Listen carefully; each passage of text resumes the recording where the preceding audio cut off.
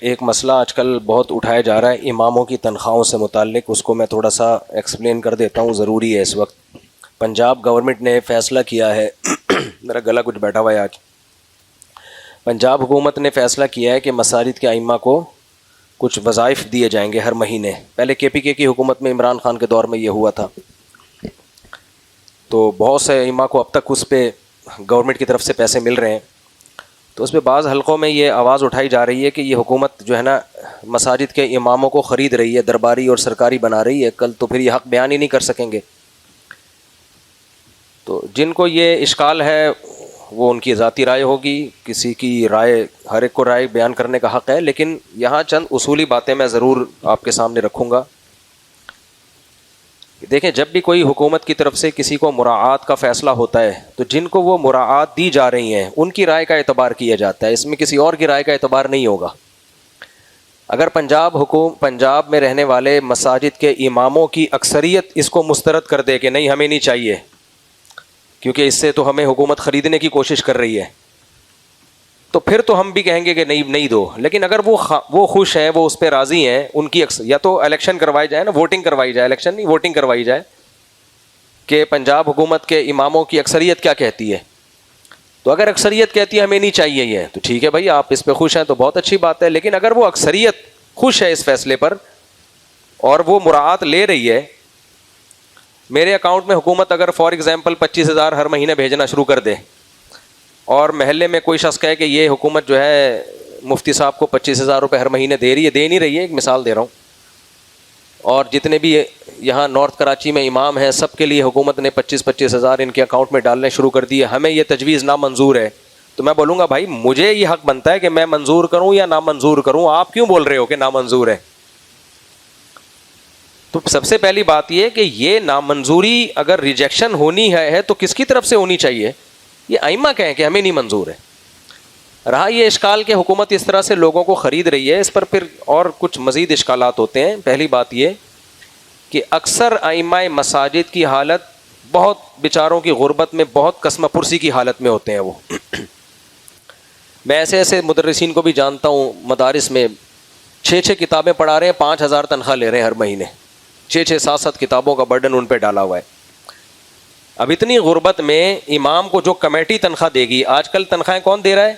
کمیٹیاں دے رہی ہیں، تو پھر امام کس کا غلام بنے گا؟ کمیٹی کا۔ بھائی اس نے گھر تو چلانا ہے نا، حکومت نہیں دے گی تو کہاں سے لے گا؟ مسجد کمیٹی سے لے گا، تو پھر غلام کس کا بنے گا؟ مسجد کمیٹی کا غلام بنے۔ اگر یہ غلامی والے کانسیپٹ کو ہم مان لیتے ہیں تھوڑی دیر کے لیے، میرے سامنے ابھی اسی ہفتے کیس آیا، ایک مسجد کے امام نے کیا کیا، کمیٹی کا ایک بندہ، مسجد کمیٹی تھی، اس کا ایک بندہ بجلی چوری بھی کر رہا تھا اور مسجد کا پانی اپنے گھر میں بھی ڈال رہا تھا، استعمال کر رہا تھا۔ امام صاحب نے ممبر پہ بتا دیا بھائی یہ ناجائز ہے، پہلے آرام سے سمجھایا، نہیں مانے تو ممبر پہ بتا دیا یہ ناجائز کام ہو رہا ہے، اس امام کو کمیٹی نے امامت سے نکال دیا، حالانکہ وہ تنخواہ کہاں سے لے رہا تھا؟ مسجد کمیٹی سے لے رہا تھا، لیکن وہ پھر بھی مسجد کا غلام نہیں بنا۔ اور بہت سے غلام بن بھی چکے ہوں گے، وہ نہیں بول پاتے اس لیے ان کو پتہ ہے ہمیں یہاں سے پیسے مل رہے ہیں، اگر کمیٹی نے یہ پیسے بند کر دیا، ہم نے حق بولنا شروع کر دیا تو کمیٹی پیسے بند کر دے گی۔ تو اس سے پتہ چلتا ہے کہ امام کو کہیں نہ کہیں سے تو مراعات لینی ہی ہے، یا تو اس کا اپنا ذاتی بزنس ہونا، پھر تو ایک الگ بات ہے۔ نارملی تو امام مسجد کمیٹیوں سے ہی تنخواہیں لے رہے ہوتے ہیں، تو جس نے بھائی غلام بننا ہے نا، سرکاری یا کمیٹی کا یا محلے کا غلام بننا ہے، وہ جتنا بھی پیسے دے دیں وہ نہیں بنے گا، اور جس نے بننا ہے وہ تھوڑی تنخواہ میں بھی، وہ پھر کمیٹی کا بھی بنے گا۔ اور بہت سے بنے ہوئے بھی ہیں، نہیں بولتے، حق بیان نہیں کرتے۔ میں جب یہاں آیا مسجد میں تو میں نے سودی بینکوں کے خلاف بہت بولنا شروع کیا، میری مسجد میں زیادہ تر لوگ وہ تھے جو سودی بینکوں میں جاب کرتے تھے، میرے خلاف ہو گئے، نکالنے کی کوشش شروع کر دی۔ میں نے کہا نہیں بھائی، یہ تو حرام ہے، حرام کو حرام ہی کہا جائے گا نا، ناجائز ہی کہا جائے گا۔ تو جس امام نے غلام بننا ہے وہ غلام بنے گا، نہیں بننا تو وہ لاکھوں روپے لے کے بھی نہیں بنے گا۔ اس کی مثال ایسے جیسے جو ججز بنتے ہیں، حکومت ان کو پیسے دیتی ہے، تو جو جج اس تنخواہ کی وجہ سے غلام بن جاتے ہیں وہ غلام بن جاتے ہیں، وہ غلط فیصلے کرتے ہیں، کچھ سر اٹھا کے جیتے ہیں، وہ نہیں غلام بنتے، وہ نہیں بنتے، ان کو معزول بھی کیا جاتا ہے، برطرف بھی کیا جاتا ہے۔ وفاقی شرعی عدالت ایک خالص شرعی عدالت ہے، اس کے جج کی بھی تنخواہیں ملتی ہیں، اس کو جج کو بھی تنخواہیں ملتی ہیں، جتنی بھی سرکاری ادارے ہیں ان میں سب کو تنخواہیں ملتی ہیں. اور یہ جو ہمارے سیاسی جماعتیں ہیں, چاہے وہ مذہبی ہوں چاہے وہ غیر مذہبی جماعتیں ہوں, یہ کیا حکومت سے مراعات نہیں لیتی ہیں بھائی؟ یہ بھی تو حکومت سے باقاعدہ عہدے بھی لے رہی ہوتی ہیں, پیسے بھی لے رہی ہوتی ہیں. اس کے باوجود ان میں کوئی بکنے والا ہو تو بک جاتا ہے, نہیں بکنے والا ہو تو نہیں بکتا. لیکن مراعات حکومت سے ہی لیتے ہیں, سب کے سب لیتے ہیں. کوئی ایک طبقہ بھی ایسا نہیں ہے جو ان میں حکومتوں سے مراعات نہ لیتا ہو, فائدے نہ اٹھاتا ہو. یہ تو امام بیچارے پہ کیوں شامت آئی ہوئی ہے کہ اگر پنجاب حکومت اس کو تھوڑے سے پیسے اس کے اکاؤنٹ میں ڈال رہی ہے تو ہم ان کی منہ نوالا جو ہے ان کے منہ سے نوالا چھیننے کی کوشش کریں. تو جو غربت اور مہنگائی ائمہ کرام کی, اس سے ہوگا یہ کہ جب حکومت دے گی نا, اچھا جن جگہوں پہ کمیٹیاں بہت تھوڑی تنخواہیں دیتی ہیں وہاں پھر امام کے تعلقات ہو جاتے ہیں محلے کے سیٹھوں کے ساتھ, مالداروں کے ساتھ. گھر تو چلانا ہے نا اس نے, کیا خیال ہے بھائی؟ پھر وہ محلے کے سیٹھوں کے ساتھ, پھر بڑے بڑے سیٹھ لوگ امام کے ساتھ تعاون کرتے ہیں. پھر وہ امام کس کا غلام بن جاتا ہے؟ محلے کے سیٹھوں کا غلام بن جاتا ہے. پھر وہ تھوڑی حق بات بول سکے گا. تو یہ ہر امام, جتنے بھی مساجد کے امام ہیں سوائے ان کے جن کا ذاتی بزنس ہے, اور ایسے آٹے میں نمک کے برابر ہیں, 1% بھی نہیں ہوں گے ایسے, 99% کہیں نہ کہیں سے مراعات لے رہے ہیں, کمیٹیوں سے لے رہے ہیں. کمیٹیاں تعاون نہیں کر رہی تو محلے کے کچھ مالدار لوگ ہوتے ہیں جو امام کو ہدیہ دیتے ہیں. تو اگر ہم یہ فلسفہ مان لیتے ہیں کہ بھائی جس کا کھاؤ گے اسی کی بات کرو گے, تو امام تو کھا رہا ہے بیچارہ, کبھی کمیٹی سے تنخواہ لے رہا ہے, کبھی محلے والوں سے لے رہا ہے, اور پھر وہ سن بھی رہا ہوتا ہے محلے والوں کی, ان کے خلاف چل بھی نہیں پاتا. وہ اس کو پتا ہے اس محلے میں میرا رزق وابستہ ہے. لیکن جو حق پرست امام ہوتا ہے وہ کمیٹی سے تنخواہ لے یا سیٹھ لوگوں سے اس کو ہدیے ملے, اس کی صحت پہ کوئی فرق نہیں پڑتا. جو حق ہوتا ہے وہ بہرحال بیان کرتا ہے. تو میری ذاتی رائے اس بارے میں یہی ہے کہ اگر پنجاب گورنمنٹ نے کوئی فیصلہ کیا ہے مساجد کے ائمہ کے ساتھ تعاون کا, تو جیسے جب عمران خان کے دور میں یہ فیصلہ ہوا تھا KPK میں تعاون کیا جائے ائمہ کے ساتھ, تو ہم نے اس کو بھی اپریشیٹ کیا تھا. ویل ڈن, اچھی بات ہے. دیکھو حکومت کی حیثیت یہ نہیں ہوتی کہ زرداری ہے یا شہباز شریف ہے یا مریم نواز ہے یا نواز شریف ہے, نہ. جب گورنمنٹ کوئی کام کرتی ہے تو اس میں ذاتی حیثیت نہیں دیکھی جاتی کسی کی, اس میں حکومت پاکستان یہ کام کر رہی ہے. کیونکہ حکومت تو جب بھی ہوگی کبھی آپ کے فیورٹ کی ہوگی, کبھی آپ کے مخالف کی ہوگی, لیکن گورنمنٹ لیول پہ جب کوئی کام ہوتا ہے تو ملک کو اپریشیٹ کیا جاتا ہے. بھائی پاکستانی گورنمنٹ نے یہ اچھا کام کیا ہے کہ اماموں کی طرف بھی انہوں نے توجہ دی ہے اور اماموں کے لیے تنخواہوں کا اجرا کیا ہے. اس پہ خوش ہونا چاہیے. میری ذاتی رائے ہے, آپ کو رائے کا اختلاف کا پورا حق ہے, کسی کی رائے کا مذاق اڑانا مقصد نہیں ہے. باقی اس میں جو خدشات ہیں, یہ ہو جائے گا وہ ہو جائے گا, تو ہمارے بڑی ایک پیاری مثال دیتے ہیں کہ جب میاں بیوی میں شادی ہوتی ہے نا تو خدشات یہ بھی ہوتے ہیں, ہو سکتا ہے طلاق ہو جائے بعد میں, ہو سکتا ہے بچے رل جائیں, شادی کے بچے پیدا ہوں پھر طلاق ہو, نہ بچے باپ کے رہیں نہ ماں کے رہیں. کتنے امکانات ہوتے ہیں کہ نہیں ہوتے. لیکن کوئی دنیا میں ایسا دیکھا آپ نے میاں بیوی میں شادی ہو رہی ہے, آپ کہو کہ میں خوش نہیں ہوں, میں مبارکباد نہیں دوں گا کیونکہ پتہ نہیں اب ہوگا کیا, اس کا امکان ہے یہ نہ ہو جائے, وہ نہ ہو جائے, یہ نہ ہو جائے, وہ نہ ہو جائے. دولہا بھی خوش نہیں ہو رہا, دلہن بھی خوش نہیں ہو رہی کہ بھئی میری سہیلی کی بھی شادی ہوئی تھی, وہ تو 6 دن میں طلاق ہو گئی اس کو, اب پتہ نہیں ہماری زندگی بھر یہ شادی کامیاب رہتی ہے کہ نہیں رہتی. دولہا بھی خوش نہیں ہو رہا, لوگ کہہ رہے ہیں مٹھائی کھلا تیری شادی ہوئی ہے. کہہ رہے یار میرے دوست جمشید کی جب ہوئی تھی تو وہ 6 سال کے بعد ناکام ہو گئی تھی, بچے رول رہے ہیں, ایک دوسرے پہ کورٹ میں مار دھاڑ کا کیس کیا ہوا ہے, ہر جانے دائر کی, میں پتہ نہیں میرا ہوگا کیا کالیا, وہ ہے نا تیرا کیا ہوگا کالیا, تو میرا کیا ہوگا کالیا. تو لوگ کہیں گے بھائی تو دماغ کا علاج کرا. جب شادی ہو رہی ہوتی ہے تو خوشی منائی جاتی ہے کہ فی الحال ایک اچھا کام ہو رہا ہے, اس کو اپریشیٹ کرو, مبارکباد دو. بعد میں خدا نہ خواستہ کوئی غلط ہوا تو پھر دیکھا جائے گا, کیونکہ وہ غلط یقینی نہیں ہے, 100% یقینی نہیں ہے, وہ 100% یقینی نہیں ہے, وہ غلط امکان ہے کہ امام بک نہ جائے. اور میں نے بتایا وہ امکان تو کمیٹیوں کے آگے بکنے کا بھی ہے, وہ محلے کے سیٹھوں کے آگے بکنے کا بھی ہے. تو امکانات کی دنیا تو بہت وسیع ہے. اور پھر یہ باتیں ہمارے جو سیاسی لوگ ہیں وہ خود کم مراعات لے رہے ہوتے ہیں, یعنی وہ تو مراعات کی ایک پورا ان کے پاس ایک طویل فہرست ہوتی ہے, وہ صرف مراعات مالی نہیں عہدے بھی لے رہے ہوتے ہیں, اپنے دشمنوں سے بھی اتحاد کر لیتے ہیں. آپ دیکھو PTI کے لوگ پہلے مولانا فضل الرحمان کے کتنے خلاف تھے, لیکن آج ان کو پتا ہے کہ مولانا فضل الرحمان ہماری ضرورت ہے.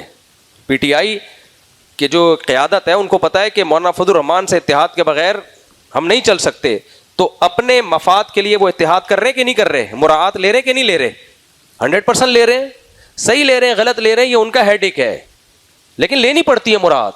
اسی طرح حضرت مولانا فضل الرحمان صاحب عمران خان کو یہودی ایجنٹ کہتے تھے, سب کو پتا ہے. آج کل کہہ رہے ہیں نہیں کہہ رہے, ان کو پتا ہے بھائی پی ٹی آئی سے اتحاد کیے بغیر میرے لیے سروائیو کرنا مشکل ہوگا. یہ سیاسی بات, میں اس کے صحیح یا غلط ہونے کی بات نہیں کر رہا, یہ تو سیاسی لوگ ہی بتائیں گے آپ کو کہ صحیح کر رہے ہیں غلط کر رہے ہیں. میں کوئی سیاست دان نہیں ہوں, میری کوئی سیاست فیلڈ ہی نہیں ہے. تو سیاسی لیڈر جس چیز کو بہتر سمجھتے ہیں اپنے لیے وہ کام وہ کرتے ہیں, حکومت سے بھی اسٹیبلشمنٹ سے بھی فائدے اٹھاتے ہیں. تو اس لیے میرا خیال یہ ہے کہ اس میں ہمیں سیاست سے ہٹ کے دیکھنا چاہیے کہ ایک امام جو بیچارہ قسم پرسی کی حالت میں ہوتا ہے, مسجد کا امام جو اتنی تھوڑی تھوڑی پنجاب میں بعض مساجد کے ائمہ کی تنخواہیں ہیں کہ سن کے آدمی بے ہوش ہو جائے. کمیٹیوں نے جو ان کو گھر دیے ہوئے ہوتے ہیں ان کی, میرے اپنے میں کبھی خوشبو لگا کے آؤ نا, اکیلے بیٹھو میرے ساتھ تو میں اپنے حالات بتاؤں آپ کو. میں جس گھر میں نے 20 سال گزارے, کبھی اس گھر میں آپ وزٹ کر کے آؤ, یہ حالت ہوتی ہے امام کی. ابھی بھی جا کے دیکھ لو, یہاں سے اوپر والا گھر جا کے دیکھو, آپ کو لگے گا کہ یار گٹکے کی دکان اس سے زیادہ بہتر ہے. جس گھر میں نے 20 سال گزار دیے ہیں اور اس کے اوپر ایک پورشن بنایا, اس کی چھت ابھی بھی گر رہی ہے. گھر والے کہتے ہیں وہ چھت کا پلستر نکل کے میں کئی دفعہ ریپیئر کروا چکا ہوں, تو میں نے کہا چینج کرتے ہیں. تو جب ایک اتنا مشہور امام جو لوگوں کو 8 شادیوں کے مشورے دے رہا ہے, ویسے تو میں 4 کا دیتا ہوں لیکن لوگوں نے میرے بارے میں 8 مشہور کر دیا, اس بیچارے کا یہ حال رہا ہے, تو اب سوچ لو جو مشہور نہیں ہے, جو اپنے حقوق کے لیے آواز نہیں اٹھا سکتے, ان بیچارے اماموں کی حالت کیا ہوئی ہوئی ہے. تو اچھا نہیں ہے 15-20 ہزار اس غریب کی جیب میں آ جائے, کیا خیال ہے, وہ بھی کچھ اچھا کھا لے, اچھا پہن لے. تو اس میں یہ نہ دیکھیں کہ یہ فیصلہ مریم نواز نے کیا ہے, شہباز شریف نے کیا ہے. 100 دفعہ اختلاف کریں بھائی. پنجاب میں جو مساجد کے ائمہ کرام ہیں ان کے لیے حکومت نے سوچا تو صحیح نا, کچھ سوچا تو صحیح ان کے لیے. اچھا یہاں بھی ایک بات میں آپ کو بتاؤں, ایک اشکال یہ بھی کیا جاتا ہے کہ دیکھو جو سرکاری امام ہوتے ہیں ان بیچاروں کی حالت کیا ہوتی ہے. میں آپ کو بتاؤں, اگر پنجاب گورنمنٹ ائمہ کو یہ آپشن دے دینا کہ صرف ہم سے مراعات نہیں لو, باقاعدہ گورنمنٹ کے ملازم بن جاؤ, سارے امام پہلی فرصت میں گورنمنٹ کے ملازم بن جائیں گے. جب حکومت پاکستان کی طرف سے مساجد کے لیے ویکینسی آتی ہے نا سرکاری امام کے لیے, تو ہر شخص کی خواہش ہوتی ہے میرا بیٹا امام لگے اس میں, کیونکہ سرکاری سطح پہ جو امام ہوتا ہے اس کو بہت زیادہ مراعات ملتی ہیں. مجھے ایک دفعہ ایک بڑی یونیورسٹی جو گورنمنٹ کی یونیورسٹی ہے اس کی طرف سے امامت کی آفر آئی, ڈائریکٹ مجھے نہیں آئی, آفر تو یہ تھی کہ ہمیں امام چاہیے. تو ہمارے بڑوں نے کہا کہ آپ چلے جاؤ. میں جب گیا ہوں نا انٹرویو دینے کے لیے, لائن میں درجنوں, یعنی ہر شخص یہ چاہ رہا تھا کہ یہ آفر میں قبول کر لوں.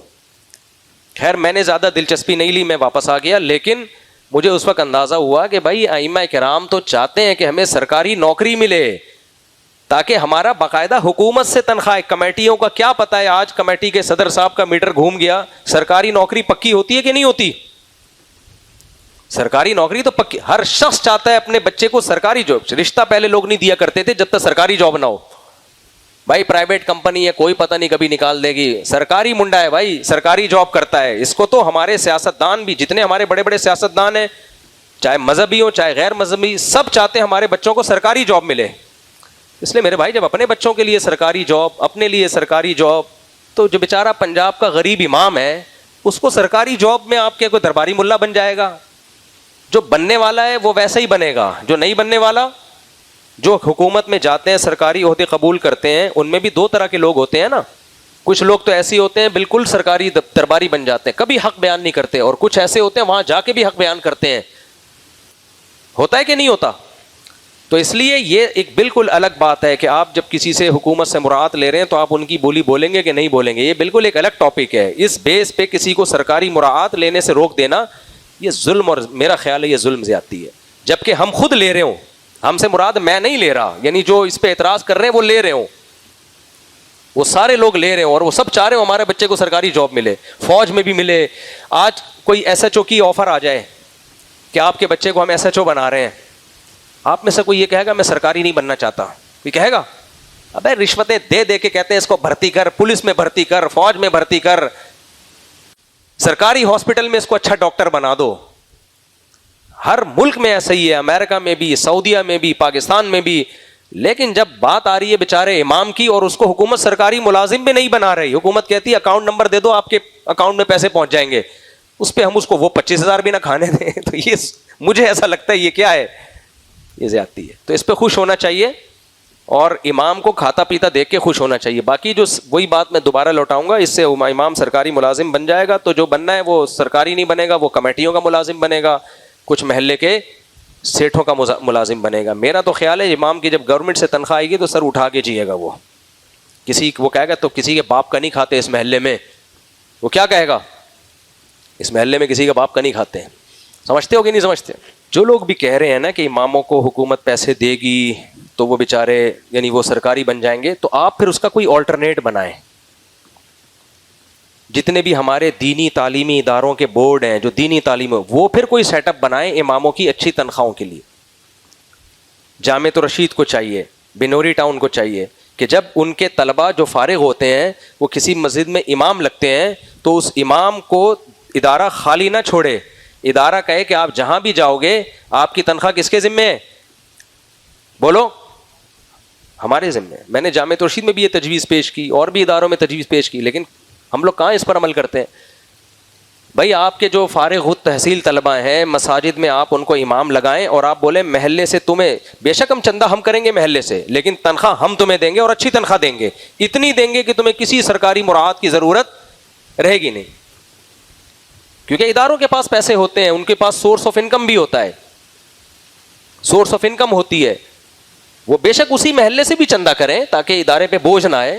ادارہ اپنی طرف سے یہ بنا رہا ہوتا پالیسی, چاہے جامع رشید ہو, بنوری ٹاؤن ہو, دارالعلوم کرنگی ہو, اس میں سب کی میں جنرلی ایک بات کر رہا ہوں, ادارے نے پالیسی بنائی ہوتی کہ بھائی ہمارا فارغ التحصیل شخص, چاہے وہ بریلویوں کا مدرسہ ہو, چاہے وہ اہل حدیثوں کا مدرسہ ہو, جتنے بھی بورڈ ہیں تعلیمی بورڈ ہیں, اہل حدیثوں کے ہوں, بریلویوں کے ہوں یا اہل سنت کے ہوں, جس دیوبندیوں کے ہوں, جس کے بھی ہوں, وہ یا تو یہ ذمہ داری اٹھا رہے ہوتے ہیں نا کہ ہمارا فارغ التحصیل بچہ جہاں بھی جائے گا تو اس کی تنخواہ کی ذمہ داری ہم اٹھائیں گے اور اس کو اچھی تنخواہ دیں گے, اچھا گھر دیں گے, اس کو ایک سوسائٹی میں ایک عزت کی زندگی گزار سکے گا, اور اس تنخواہ کے لیے اسی علاقے سے چندہ کرنا بھی کس کی ذمہ داری ہے, ہماری ذمہ داری ہے. آپ کا تو اپنا کوئی ایسا نیٹ ورک کوئی سیٹ اپ ہے نہیں, لاوارث چھوڑا ہوا ہے, بچہ مدرسے سے فارغ ہوتا ہے, وہ بیچارہ کہیں گورنمنٹ جاب تو اس کو ملتی نہیں ہے, اس کے سرٹیفکیٹ کی 2 ٹکے کی حیثیت نہیں ہوتی, اپنی قابلیت کی بل بوتے پر وہ کہیں امام لگ گیا اور پھر جناب اس کو 20 سال سے نماز پڑھا رہے ہیں, بڈھے ہو جاتے ہیں, جب ریٹائر ہوتا ہے نا امام یعنی نماز پڑھانے کے قابل نہیں رہتا تو پاؤں میں اس کے بچوں کے پہننے کے چپل بھی نہیں ہوتے. ایسے امام کو میں جانتا ہوں. جو فراڈی ہیں وہ تو ایک الگ کہانی, بات تو فراڈیوں کی نہیں ہو رہی نا, میجورٹی تو اللہ کا شکر ہے اس فیلڈ میں زیادہ تر تو نیک لوگ ہی ہیں, کچھ فراڈی ہیں وہ تو پھر وہ ان کو پھر حکومتی 25,000 ان کو وہ ہنسیں گے, 25,000 یہ کیا ہے, وہ حکومت سے کہیں گے 50 ہم سے لے لے بھائی تو, ٹھیک ہے نا. میں تو ایک جو جینین جو امام ہیں جو صحیح ہیں انہی کی بات کر رہا ہوں نا, تو وہ بیچارے ساری زندگی ان کی گزر جاتی ہے کسی مسجد میں. میں نے ایسے امام بھی دیکھے 30 سال کے بعد امام کو چلتا کر دیا, کمیٹی کے کسی صدر صاحب کی کوئی بات تھی, اس کو میٹر گھوما, 30 سال کے بعد چلتا کر دیا, 25 سال کے بعد چلتا کر دیا. ایک مسجد میں نے دیکھا ایک خادم نے 10 سال مسجد کی خدمت کی, کمیٹی کے کسی شخص کے سامنے اس نے تھوڑی سی اونچی آواز میں بات کر لی تھی, کیونکہ یہ کیس میں خود اس میں انوالو تھا. کمیٹی کے شخص نے اس کو ٹھڈا مار کے باہر نکال دیا. میں نے سفارش کی, میں نے کہا یار 10 سال ایک آدمی نے خدمت کی ہے, کوئی کرپشن کا الزام نہیں ہے, تنخواہ تم اس کو تھوڑی دے رہے ہو, یہ کوئی انسانیت تو نہیں ہے. نہیں جی آپ کون ہوتے بیچ میں بولنے والے, تھوڑی سی اونچی آواز سے بات کر لی, وہ سوری بھی کر رہا ہے. نہیں گورنمنٹ میں نکال سکتے ہو ایسے, گورنمنٹ نکال سکتے. اس لیے میرے بھائی گورنمنٹ ملازمت گورنمنٹ کی ٹھیک ہوتی ہے, ریلائبل ہوتی ہے. ہاں باقی درباری مت بنو, حق کو بیان کرو. اس میں اماموں کی تربیت ہونی چاہیے کہ تمہیں کہیں سے بھی مراعات مل رہی ہیں, ایک تو پیسہ استغنا کے ساتھ لینا ہے, بیان حق کرنا ہے. کبھی کسی کے رزق کی وجہ سے کہ تمہیں وہاں سے مراعات مل رہی ہے, حق بات کو چھوڑنا نہیں ہے, اس کی تربیت ہونی چاہیے. لیکن یہ بالکل ٹھیک نہیں ہے کہ ہم خود بھی ان کا کوئی ہم نے انتظام نہیں کیا ہوا, ائمہ کرام کے مالی مسائل کے حل کرنے کا. ہم اتنے بڑے بڑے ہمارے بورڈ ہیں, اہل حدیثوں کا الگ ہے, بریلویوں کا الگ ہے, سب کے بورڈ بڑے بڑے بنے ہوئے ہیں, اور امام جو مدرسے سے فارغ ہونے والے طلبہ ہیں وہ سب کوئی ان کی پرسانے ہو. تدریس کے لیے خاک چھانتے پھر رہے ہوتے ہیں. ہم ان طلبہ کو تو دیکھ رہے ہوتے ہیں جو اچھی اچھی پوسٹوں پر بڑی بڑی کتابیں پڑھا رہے ہیں, جو 90% طلبہ بیچارے مرغیاں بیچ رہے ہیں, پکوڑے بیچ رہے ہیں, ان سے ہماری نظریں اوجھل ہو جاتی ہیں.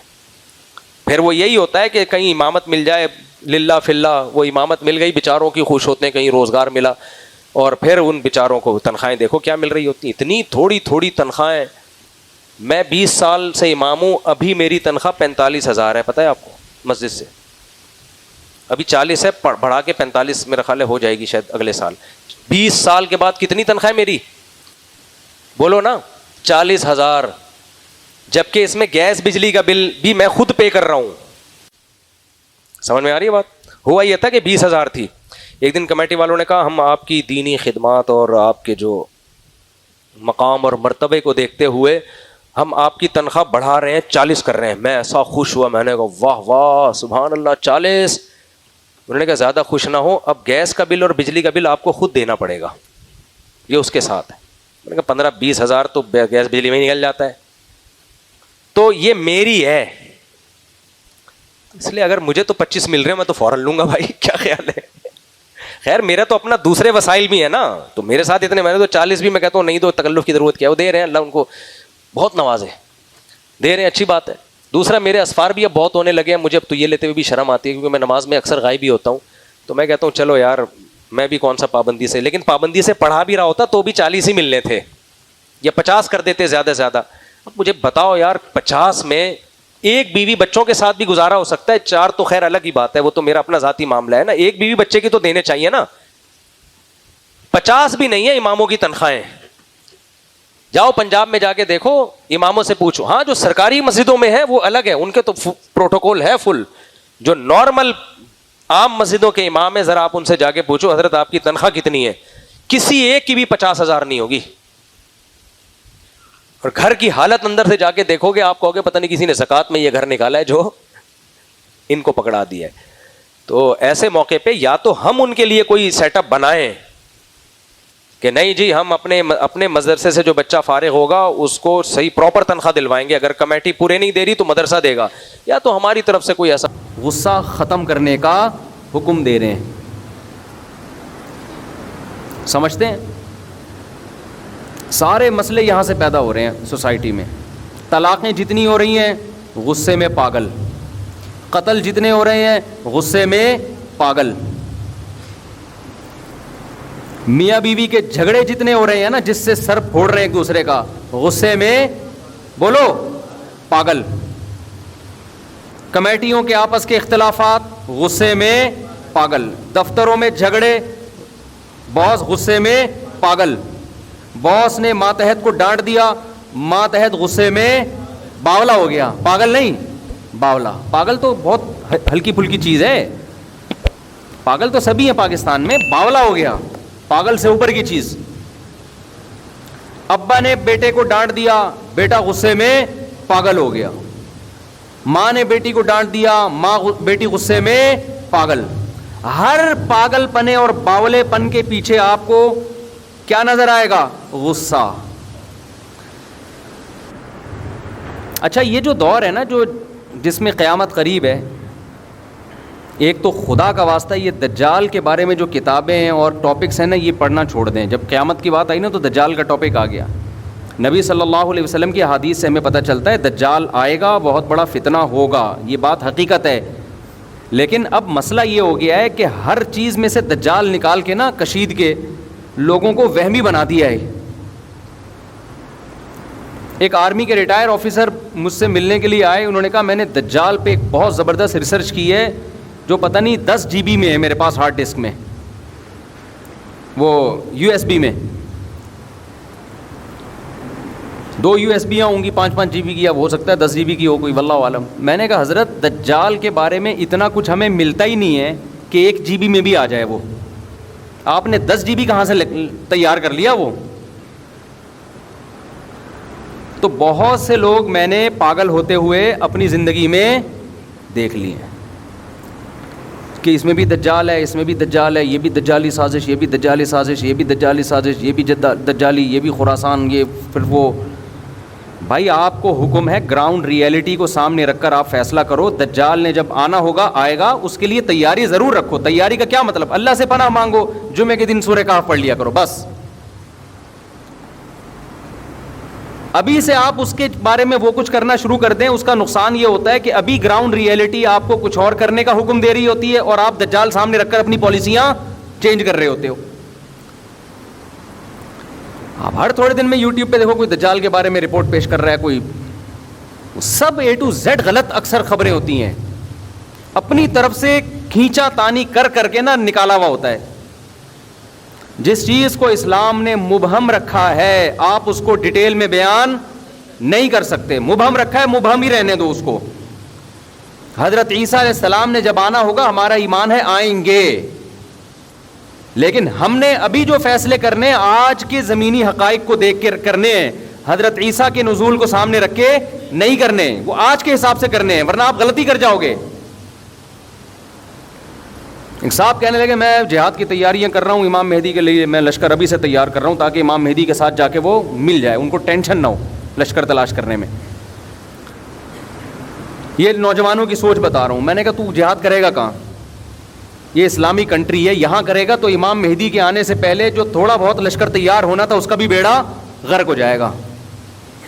ملک میں تم کچھ کرو گے تو ملک اور کمزور ہوگا اور ملک دشمن قوتیں اس کو بھی کھا جائیں گی. کہہ رہے یہی تو پرابلم ہے مفتیوں میں, علماء میں, نہ خود کچھ کرتے ہیں نہ دوسروں کو کرنے دیتے ہیں. ہم آپ کو ایسا نہیں کرنے دیں گے جس سے جو تھوڑی بہت رہی صحیح اسلام کی رمق باقی ہے اس کا بھی ستیہ ناس ہو جائے. آپ کا جذبہ تھا 4 شادیوں کا, منگیتر کو پہلے بتا دیا میں 4 کروں گا, تو ایک ہوگی آپ کی؟ بولو نا, ایک بھی نہیں ہوگی. پھر گھر میں جو بھی رشتے والے آ رہے ہیں نا, آپ نے جلی حروف میں پہلے سے لکھوا دیا کہ چونکہ میں نے 4 کرنی ہے تو 4 کی تیاری میری پہلے سے ہے. یہ لو بھائی, آئی ول ڈو 4 میرج, کچھ بھی انگلش میں فارسی میں پشتو میں لگا دیا آپ نے. اس کا نتیجہ نکلے گا 4 تو دور کی بات, ایک بھی نہیں ہوگا. یہی ہو رہا ہے کہ اس طریقے سے ملک کے اندر اس طرح کی باتیں کرنا. خلیفہ کوئی ہر تھوڑے دن میں کوئی خلیفہ آیا ہوا ہوتا ہے مارکیٹ میں کہ اس کے ہاتھ پہ بیعت ہو کے ہم خلافت نافذ کریں گے.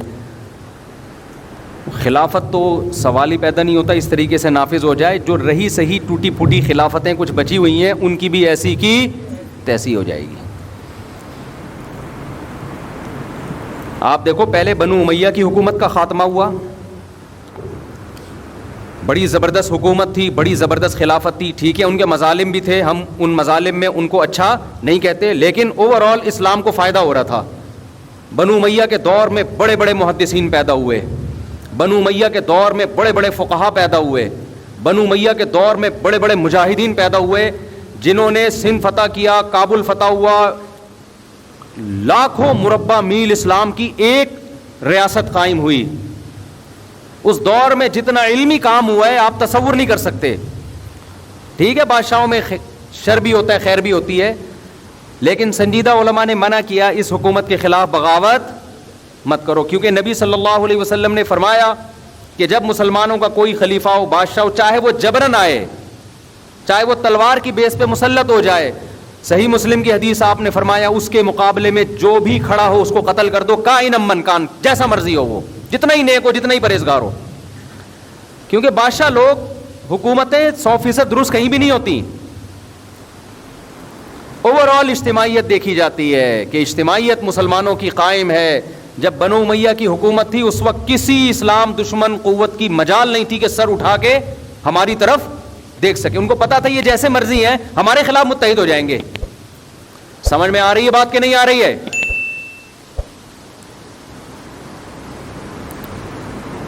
لیکن وہی ہوا کہ نہیں جی, یہ اس نے یہ ظلم کیا, اس نے یہ ظلم کیا, بغاوت ہونی چاہیے. جب بغاوت ہوئی ہے, اور اس زمانے کے بہترین لوگوں نے بغاوت کی تھی, وہ بغاوت ناکام ہوئی, اور حجاج نے پھر جو قتل و غارت کا سلسلہ شروع کیا بغاوتوں کو کچلنے کے لیے, اس میں بڑے بڑے محدثین, صحابہ, تابعین شہید کر دیے گئے. حجاج نے غلط کیا, ہم حجاج کی حمایت نہیں کرتے, لیکن جنہوں نے حجاج کے خلاف مسلح بغاوت کی تھی ان کا بھی غلط ہونا ثابت ہو گیا کہ انہوں نے بغاوت کر کے اچھا بولو نہیں کیا, برداشت کرتے اس میں اجتماعیت تھی. تو مسلمانوں کی جو فوجیں آگے بڑھتی چلی جا رہی تھیں, نہ ختم ہونے والا سلسلہ, وہ بالآخر کیا ہوا, رک گیا. تو تاریخ سے جو سبق حاصل نہیں کرتا وہ ان غلطیوں کو بار بار دہراتا ہے جن غلطیوں کی وجہ سے اس کو نقصان. پھر جب حجاج کے مظالم اور زیادہ بڑھ گئے کہ بغاوت کو اس نے کچلا, اس نے کہا نہیں, میں حاکم کبھی بھی بغاوت پہ کمپرومائز نہیں کرتا. اس کے بعد حجاج دنیا سے چلا گیا, پھر اس کے بعد جو نیا خلیفہ آیا, بغاوت دوبارہ ہوئی بنو عباس کی. لمبا سلسلہ تاریخ کا, میں تو خلاصہ آج یعنی ہمیں کیا سبق ملتا ہے اس کے حساب سے بتا رہا ہوں. بالآخر بنو عباس کی بغاوت کامیاب ہوئی, لیکن اس کامیاب ہونے کے بعد وہ برکتیں حاصل نہیں ہوئیں جو وہ سمجھ رہے تھے. ان کا خیال تھا کہ ہم بنو امیہ میں جو خامیاں ہیں ان کی اصلاح کر لیں گے اور ان سے اچھی ریاست قائم کر کے دکھائیں گے, لیکن آگے معاملہ بہتر ہونے کے بجائے کیا ہو گیا, بدتر. مسلمانوں کی خلافت دو حصوں میں ڈیوائیڈ ہو گئی. یہ پہلی دفعہ اسلامی تاریخ میں ایسا ہوا کہ دو خلیفہ, اندلس میں الگ خلافت قائم ہوئی, یہاں الگ خلافت قائم ہوئی بغداد میں. اس کے بعد سے آج تک مسلمان کسی ایک خلیفے پہ جمع نہیں ہوئے, آج تک نہیں ہوئے. تو بنو عباس کی نیت بھی بڑی اچھی تھی کہ ہم ظالم حکمرانوں سے حکومت لیں گے اور اہل کو کے حوالے کریں گے, لیکن انہوں نے وہ کچھ کیا کہ وہ بنو امیہ سے بھی 4 ہاتھ آگے نکل گئے. تو پھر آگے چل کے خلافت عثمانیہ قائم ہوئی. جب پھر بغداد کے خلاف جو ہوا, تاتاریوں نے حملہ کیا بغداد پہ اور مسلمانوں کی اینٹ سے اینٹ بجا دی. اس کے پیچھے بھی مسلمانوں کی غلطی تھی. وہ غلطی یہ تھی کہ فرقواریت انتہا کو پہنچ چکی تھی, شیعہ سنی لڑائی. آواز ختم ہو گئی ہے بھائی, ایسے ہی چلاؤ بیان, بس غصے کے خلاف بیان کر رہا ہوں تو مجھے تو کنٹرول کرنا ہے نا. بنو امیہ کے خلاف بغاوت ہوئی بنو عباس کی, پہلی دفعہ تو ناکام ہوئی, دوسری دفعہ کامیاب ہوئی, لیکن اسلامی خلافت 2 حصوں میں تقسیم ہو گئی. پھر شیعہ سنی لڑائی ہوئی ہے, اس کے نتیجے میں اس کا فائدہ اٹھایا کس نے؟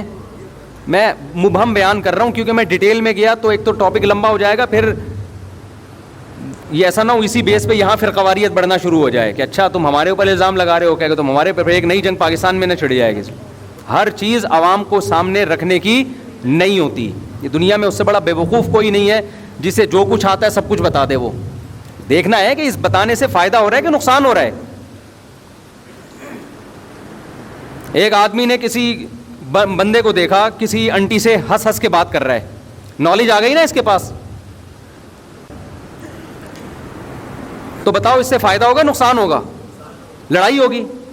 اب کوئی کہہ رہا ہے تو اس کی بیوی کو کیوں بتا رہے؟ کہہ رہے نالج جتنی بھی ہو شیئر کر دینی چاہیے, اسے کبھی بھی چھپا کے نہیں رکھا. حق یہ ہے کہ حق کو بیان کیا جائے, حق یہ ہے کہ دیکھا جائے کہ یہاں حق کو بیان کرنے کا فائدہ ہے یا نقصان ہے. حق تو ہے لیکن یہ بیوی کو بتانے کا نہیں ہے, اس سے شوہر کے بدگمان ہوگی, لڑائیاں ہوں گی, الگ سے چھپڑ میں لے جا کے میاں کو سمجھا دو انسان کا بچہ بن جا ورنہ انٹی کو بتا دوں گا میں. سمجھتے ہو کہ نہیں سمجھتے؟ اس لیے جو آج کل کے جو بہت سے اسکالرز آ رہے ہیں نا, جو سب کچھ عوام میں شیئر کر رہے ہیں, یہ نہیں دیکھ رہے کہ اس کے فائدے ہو رہے ہیں کہ نقصان ہو رہے ہیں. اور کمال کی بات یہ تمام لوگ جو فرقواریت پھیلاتے ہیں, لیبل لگاتے ہیں, فرقواریت ختم کر رہے ہیں. تو بہرحال وہ شیعہ سنی لڑائی ہوئی, پڈا ہوا, پھر انہوں نے کہا ہم انتقام لیں گے. نتیجے میں خلافت بغداد کی خلافت کا کیا ہو گیا؟ ایسی کی تیسی ہو گئی. وہاں بھی غصے کو کنٹرول نہ کرنے کی وجہ سے ہوا ہے, سمجھتے ہو؟ بنو عباس کو بنو امیہ پہ غصہ تھا, کنٹرول نہیں کیا انہوں نے. یہ نہیں دیکھا کہ غصے کو جاری کرنے کے نقصانات ہیں یا فائدے ہیں. انہوں نے کہا نہیں, انہوں نے ظلم کیا بھی تھا, ہم نے ظلم کا انتقام لینا ہے. انتقام لے کے واٹ کس کی لگی؟ مسلمانوں کی. برداشت کر لیتے بھائی. پھر بنو عباس کی خلافت آئی. ہم نے کہا, یعنی بڑوں نے کہا, اہل سنت والجماعت نے کہا جو ہے جیسے ہے اس کے خلاف تلوار نہیں اٹھائی جائے گی. پھر قوارانہ لڑائی شروع ہوئی بغداد میں. اس میں اگر یہ دیکھتے کہ زبانی حد تک بات چیت رہے, مار دھاڑ کی نوبت نہ آئے, تو وہ کچھ نہ ہوتا جو ہوا. آپس میں دو فرقے لڑے ہیں اور باقاعدہ تلواروں سے لڑے ہیں, جس کے نتیجے میں پھر نقصان یہ ہوا کہ انہوں نے کہا ہم آپ سے کسی اور طریقے سے انتقام لیں گے, اور وہ انتقام یہ لیا کہ تاتاریوں کو راستہ دے دیا, آ جاؤ بھائی بارڈر خالی ہے. سمجھتے ہو, سامنے یہ بن گئے کہ ہم آپ کے ہیں, اور پس پردہ کیا کیا, جب ایک آدمی کمزور ہو کے پٹتا ہے نا تو پھر وہ تلوار سے مقابلہ نہیں کرتا, پھر وہ دوستی میں آستین کا سانپ بن کے کاٹتا ہے آپ کو. تو پھر انہوں نے آستین کا سانپ بن کے کاٹا. یہ جو کہتے ہیں نا بغداد میں مسلمانوں کے مناظرے بہت ہو رہے تھے اور کوا حلال حرام اس پہ بحثیں ہو رہی تھیں, اس لیے خلافت کا خاتمہ ہوا, اس لیے خاتمہ نہیں ہوا. ہوا یہ کہ اپنوں ہی میں سے بعض نے غداری کی اور تاتاریوں کو راستہ دے دیا آنے کا اندر. ادھر یہ بنے رہے کہ ہم آپ کے ہیں اور ادھر ان سے رابطے کیے. بارڈر پہ آپ کا اپنے ہی فوجی اگر دشمن ملک کے ساتھ مل جائیں تو پھر بارڈر تھوڑی سیو ہوگا آپ کا. تو اس سے جو اسلامی تاریخ میں جو تباہی پھیلی ہے اس کی مثال نہیں. وہاں بھی کیا تھا, دو فرقوں نے اپنے جذبات پہ کنٹرول نہیں کیا, بس انتقام کی آگ میں بھڑک گئے, تو جو کچھ کر سکتے ہو کرو. تو بنو عباس نے کنٹرول نہیں کیا جذبات پہ, ایک دفعہ اسلامی خلافت کی ایسی کی تیسی ہوئی. پھر بنو عباس کے خلاف, بنو عباس میں جو دو فرقے تھے, مشہور فرقے جو مسلمانوں کے چل رہے ہیں, انہوں نے اپنے جذبات پہ کنٹرول نہیں کیا, غصے پہ کنٹرول نہیں کیا. زبانی بحث کو اس حد تک لے کر گئے کہ ہاتھا پائی تک نوبت آئی, جس کا رزلٹ کیا نکلا کہ بغداد کی خلافت کی ایسی کی تیسی ہو گئی. اس وقت ہمارے سائنسدان تھے, یورپ ہم گورے ہم سے پڑھنے آیا کرتے تھے. 400 سال تک ہماری کتابیں یورپ کی یونیورسٹیوں میں پڑھائی گئی ہیں, ہماری سائنس کی کتابیں ہیں. تھوڑے عرصے کی بات نہیں ہے یہ, ان کے پاس تو کچھ تھا ہی نہیں. لیکن جب بغداد کی خلافت کا خاتمہ ہوا, جتنی یونیورسٹیاں, جتنے کالجز, جتنے اسکول, جتنی کتابیں, وہ ساری کی ساری دشمن نے دریاؤں میں بہا دی. مسلمانوں کے لیے اپنا وجود برقرار رکھنا مشکل ہو گیا. لیکن اسلام پھر زندہ ہوا. مسلمان تھوڑی تمیز سے بیٹھتا ہے, جوش ہے اس کے اندر, ایک غیرت ہے بھائی, دوبارہ بحال کرنا ہے. پھر اللہ نے خلافت عثمانیہ ہمیں دی. 500-600 سال تک زبردست ترکی میں مسلمانوں کی حکومت رہی ہے, خلافت رہی ہے. لیکن ہندوستان میں الگ تھی, ہندوستان میں الگ تھی اور وہاں الگ. لیکن ہندوستان میں جمعے کی نماز میں جو خطیب ہوا کرتا تھا وہ عثمانی خلیفہ کے لیے دعا کیا کرتا تھا. کیا مطلب, یہاں الگ حکومت وہاں الگ خلافت, لیکن دونوں کا آپس میں لنک, کہ دشمن کے خلاف دونوں کیا ہیں, متحد ہیں. 40-45 کنٹریز تھے جہاں ترکی نے حکومت کی ہے, 40-45 ممالک. اس وقت اسرائیل کی یہ مجال نہیں تھی کہ وہ فلسطین سے مٹی شاپر میں ڈال کے لے جائے, زمین پہ قبضہ کرنا تو دور کی بات. اس نے خلیفہ سے کہا تھا, مجھے یہودیوں نے کہا تھا مسلمان خلیفہ سے کہ مجھے فلسطین میں جگہ چاہیے. اس نے کہا جگہ تو دور کی بات, مٹی شاپر میں ڈال کے لے جانے کی اجازت نہیں دوں گا یہاں سے. یہ بدماشی تھی مسلمانوں کی. یہ روس امریکہ تو کچھ بھی نہیں ہے, جو گریٹ امپائر جو اسیمین گزرے ہیں اس کی بھی واٹ لگی. وہ کیسے لگی, عربوں کو بغاوت پہ اکسایا گیا کہ ایک عجمی حرم پہ حکومت کیسے کر رہا ہے بھائی, یہ ترک تو بعد میں مسلمان ہوئے, تم تو سچی مچی کے مسلمان ہو. اگر مجھے غصے کے خلاف بیان نہ کر رہا ہوتا نا, ابھی مجھے بہت غصہ آ رہا ہوتا, میں مجبور ہوں. اصل میں وہی کام سارے آج بھی ہو رہے ہیں. مسلمان ہمیشہ مار کھاتا ہے جذباتی فیصلوں کی بیس پہ. سیاست میں بھی جذباتی فیصلے, ہر جگہ جذباتی فیصلے, کوئی تحقیق نہیں ہے. کوئی اٹھا کے کسی پہ الزام لگا دے, بس چینل دیکھا, ARY کیا کہہ رہا ہے, جیو کیا کہہ رہا ہے, سما کیا کہہ رہا ہے, ایک دم گالیاں بھی دینا شروع کر دیتے ہیں مخالف پر, اور وہ چیزیں پھیلانا بھی شروع کر دیتے ہیں. کوئی نہیں, کوئی تمیز سے بیٹھ کے کوئی تجزیہ کرے, کوئی خاموش رہنا تو جانتا ہی نہیں ہے نا. اگر آپ کو نہیں پتا تو آپ بولتے مجھے نہیں پتا. یہ نہیں ہے ہمارے یہاں. مجھ سے کوئی پوچھ رہا ہے اس کو کس نے مارا, میں کہہ رہا ہوں اللہ کی قسم مجھے نہیں پتا کس نے مارا, میرے پاس کوئی ذرائع نہیں ہے. لیکن تجزیہ کرنا ہر آدمی کی ذمہ داری ہے. مجھے نہیں بھی پتا, میں ٹی وی دیکھ کے بتاؤں گا اس نے مارا ہے. اس سے ملک میں انارکی پھیلتی ہے, معصوم لوگوں پہ الزامات لگتے ہیں, ایک دم غیرت میں آنا, ایک دم جذبات میں آنا, الزامات لگانا. تو ان چیزوں کا بڑا نقصان ہے. گھر بھی میں آ رہا ہوں, گھر کی طرف پہلے ریاستوں کی سے فارغ ہو جاؤں نا, پھر گھروں کے حالات کے پیت تبصرہ پیش کروں گا انشاءاللہ. تو خلافت عثمانیہ کے خلاف کس کو اکسایا گیا؟ عربوں کو, کہ تم عرب ہو, قرآن تمہاری زبان میں, یہ ترکی اجمی لوگ یہ تم پہ حکومت کر رہے ہیں. حالانکہ پیغمبر کی حدیث کیا ہے؟ مسلمانوں کا جب کوئی امیر ہو, جہاں جس علاقے میں اس کی امارت ہے, اس کے خلاف کسی بھی بیس پہ آپ کو تلوار اٹھانے کی اجازت نہیں. عربوں کو بغاوت پہ اکسانے پہ انگریز کامیاب ہو گیا. نتیجہ کیا نکلا؟ ترک کی خلافت کی بھی ایسی کی تیسی ہو. اتنا سا رہ گیا ترکی, اور کتنے سارے ملکوں میں تقسیم کر دیا. صرف ایک عرب کے کتنے ممالک ہیں؟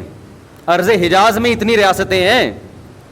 دبئی کے شیخ الگ ہو گئے, عمان کے مسقط کے شیخ صاحب الگ ہو گئے, سوڈان کے الگ ہو گئے, مصر کے الگ. مصر تو خیر حجاز میں نہیں آتا, لیکن جتنے عرب کنٹریز ہیں سب کا الگ الگ بادشاہ. اب جب الگ الگ ہو گئے تو طاقت کیا ہو گئی؟ ختم. اب ظاہر ہے امریکہ کی پالیسیاں آپ کو ماننی پڑیں گی. نہیں مانتے تو وہ آپ کوئی متحد تو ہے نہیں کہ ایک بلاک ہو آپ کا.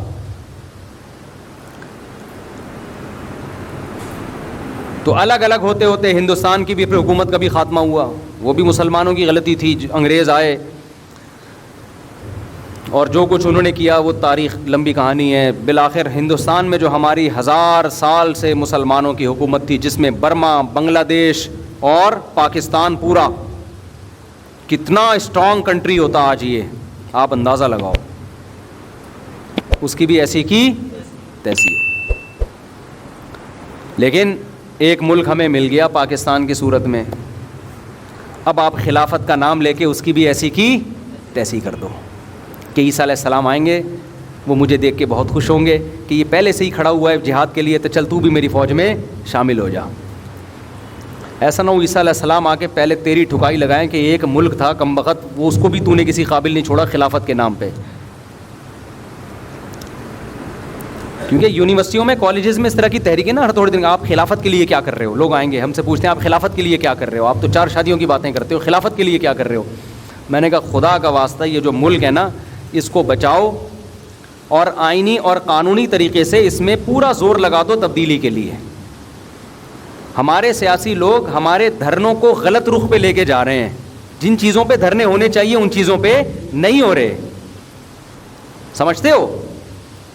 آپ کے اندر جو قوت اور طاقت ہے نا, آپ کے لیڈر اس کو غلط جگہ استعمال کروا رہے ہیں. دیکھو آپ کے گھر میں چاول کی بوری آنی تھی دکان سے اٹھا کے نا, آپ کو چاول لے کر آنے تھے گھر میں بوری اٹھا کے, کوئی لانے والا نہیں ہے تو اب آپ نہیں اٹھانی ہے نا. چاول پکیں گے گھر میں, آٹا پکے گا, سامان لینا تھا آپ نے. ایک بندے نے کیا کیا, اپنے گھر کا سارا سامان آپ سے رکھوا دیا. اب آپ کے بازو میں اتنی طاقت ہی نہیں ہے کہ اپنی بوری اٹھا کے گھر لے آؤ. آپ کی جتنی انرجی تھی وہ دوسرے کے کام میں خرچ ہو گئی. تو ہمارے سیاسی لیڈر ہماری ساری طاقتیں اور قوتیں اپنے آپ کو پروموٹ کرنے میں استعمال کر لیتے ہیں, جس کی وجہ سے ہمارے حقوق کا الحمدللہ پہلے بھی بیڑا غرق تھا, اب بھی ہے, اور قیامت تک بھی ہمیں کوئی امید نہیں ہے کہ ہمیں ہمارے حقوق ملیں گے. کراچی کے گٹر کے ڈھکن غائب تھے, غائب ہیں, غائب رہیں گے. کراچی میں ٹارگٹ کلنگ پہلے بھی تھی, آج بھی ہے, قیامت تک رہے گی. کراچی میں کچرا کنڈی تھا, ہے اور قیامت تک رہے گا. کراچی میں موبائل سنیچنگ تھی, ہے اور قیامت تک رہے گی. کیونکہ کراچی کے لوگوں کو دھرنے دینے تو کسی اور کے لیے دینے, اپنے لیے الحمدللہ دھرنے دینے کا ان کا کوئی پروگرام الحمدللہ ہے ہی نہیں. تو اللہ کا بڑا فضل ہے, کراچی والوں کی استقامت کو 20 دفعہ سلام ہے یار. روز مر رہے ہیں گلی میں, کوئی اس کا شوہر مر گیا, وہ جوان میاں مر گیا, وہ جوان بیٹا مر گیا. تھوڑی سی غیرت ہوتی ہے نا انسان میں, تھوڑی سی غیرت ہوتی ہے کہ یار چلو کوئی روڈ بلاک کرو یار, کوئی تاکہ موبائل سنیچنگ تو رکے نا.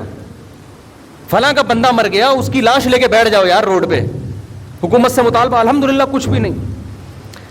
بچپن سے دیکھ رہے ہیں یہ آج کی بات نہیں ہے, بچپن سے دیکھ رہے ہیں. نہ سیاسی سطح پہ کوئی شعور پیدا ہوگا کہ ووٹ کس کو دینا ہے کس کو نہیں دینا, سیاسی سطح پہ نہیں. کوئی قوم پرستی کے نام پہ ہم سے ووٹ لے کے ہماری واٹ لگاتا رہے, قوم پرستی کے نام سے ہم سے ووٹ لیے گئے اور ہماری ہی دکانوں کو بولو لوٹا گیا. اور آج بھی وہی قائد ہے. قائد کبھی بھی چینج نہیں ہوگا, چاہے زمین آسمان ادھر سے ادھر ہو جائے. الحمدللہ قائد وہی ہے, قائد ہو تو ایسا ہو. تو اس لیے اب ہمیں غم بھی نہیں ہوتا. اب ہمیں الحمدللہ خدا نے آج تک اس قوم کی حالت نہیں بدلی, نہ ہو آپ جس کو اپنی حالت کے, نہ ہو خیال جس کو اپنی حالت کے بدلنے کا. خدا نے آج تک اس مرد کی بیوی نہیں بدلی, نہ ہو جس کو خیال آپ اپنی بیوی کے بدلنے کا. سمجھ آ رہی ہو؟ دونوں چیزیں لازم ہو. بیوی نہ بدلیں, ایک اور کر لیں اس کو رہتے ہوئے. تو یہ کسی نے چینج کیا ہے نا بھائی, ویڈیو نہیں بنائیں, ٹھیک ہے نا, قائد کی باتیں ہو رہی ہیں, ویڈیو نہیں بنائیں کائنڈلی. ابھی بھی لوگ کہہ رہے ہیں قائد تو قائد ہے ماشاء اللہ, الحمدللہ. پٹ گئے, رول گئے, تمہاری واٹ لگا دی یار. لاہور کو دیکھو مسلم لیگ نے کیسا بنایا ہے, انہوں نے ووٹ دیا تو اس نے بنا بھی دیا. آپ اپنے لیڈروں کو تو دیکھو, کچرا کنڈی بنایا ہوا ہے یار. اور ابھی قائد ہی ہے ماشاء اللہ, اور وہ قیامت تک رہے گا الحمدللہ. خیر غصے کے خلاف بیان تھا تو ابھی کیا کروں میں, پھر مجھے غصہ آ رہا ہے. تو کہاں سے بات چل رہی تھی؟ ابے کیا کہہ رہا تھا میں بتا رہا تھا کہ وہ سب جذبات پہ کنٹرول نہ کرنے کی وجہ سے نا, کہ فلاں نے ظلم کیا تو کھڑے ہو جاؤ. ابے بھائی ظلم تو کیا ہے لیکن تو افورڈ کر سکتا ہے کہ نہیں کر سکتا, ٹھیک ہے نا. نتیجہ نکلا خلافتیں ٹوٹتے ٹوٹتے ٹوٹتے یہ تھوڑا سا رہ گیا ہمارے پاس, جس کو پاکستان کہتے ہیں, جس میں ایک کراچی بھی ہے, جس کو پیار سے لوگ بھنگی خانہ بھی کہتے ہیں. بھنگی خانہ پیار سے, مقتل بھی کہتے ہیں, قتل گاہ, جہاں ہر دوسرے تیسرے دن لاشیں پڑی ہوئی ہوتی ہیں. تو کچھ بھی کہہ سکتے ہو آپ پیار سے اس کو. اب یہ تھوڑا سا ٹکڑا ہمیں ملا ہے, اس میں خلافت کی باتیں کر کے اس کی بھی ایسی کی تیسی کر دینا, یہ کوئی عقل مندی کا کام نہیں ہوگا. جیسا بھی ہے کم از کم اپنا تو ہے نا, بیٹھ کے بات. دیکھو ایک بات یاد رکھو, آپ کا ملک جیسا ہی گندا مندہ ہو نا, آپ کو عزت اپنے ملک میں ہی ملے گی, اپنے ملک سے باہر نہیں ملے گی. یہ میں آپ کو لکھ کے دے دوں. ہم نے ملکوں میں سفر کیا ہے, جاؤ گھوم پھر کے آ جاؤ, رہنا شروع کر دو کہ ہمیشہ دوسرا ٹیڑھی آنکھ سے دیکھے گا, بولے گا یہ مریخ سے آیا ہوا آدمی ہے, یہ ادھر کا آدمی نہیں ہے. جتنی بدماشی کے ساتھ انسان اپنے کلچر میں گھومتا ہے نا, اتنا کسی دوسرے کنٹری میں نہیں گھومتا. عزت سب سے پہلی چیز ہے, پیسہ اس کے بعد ہے.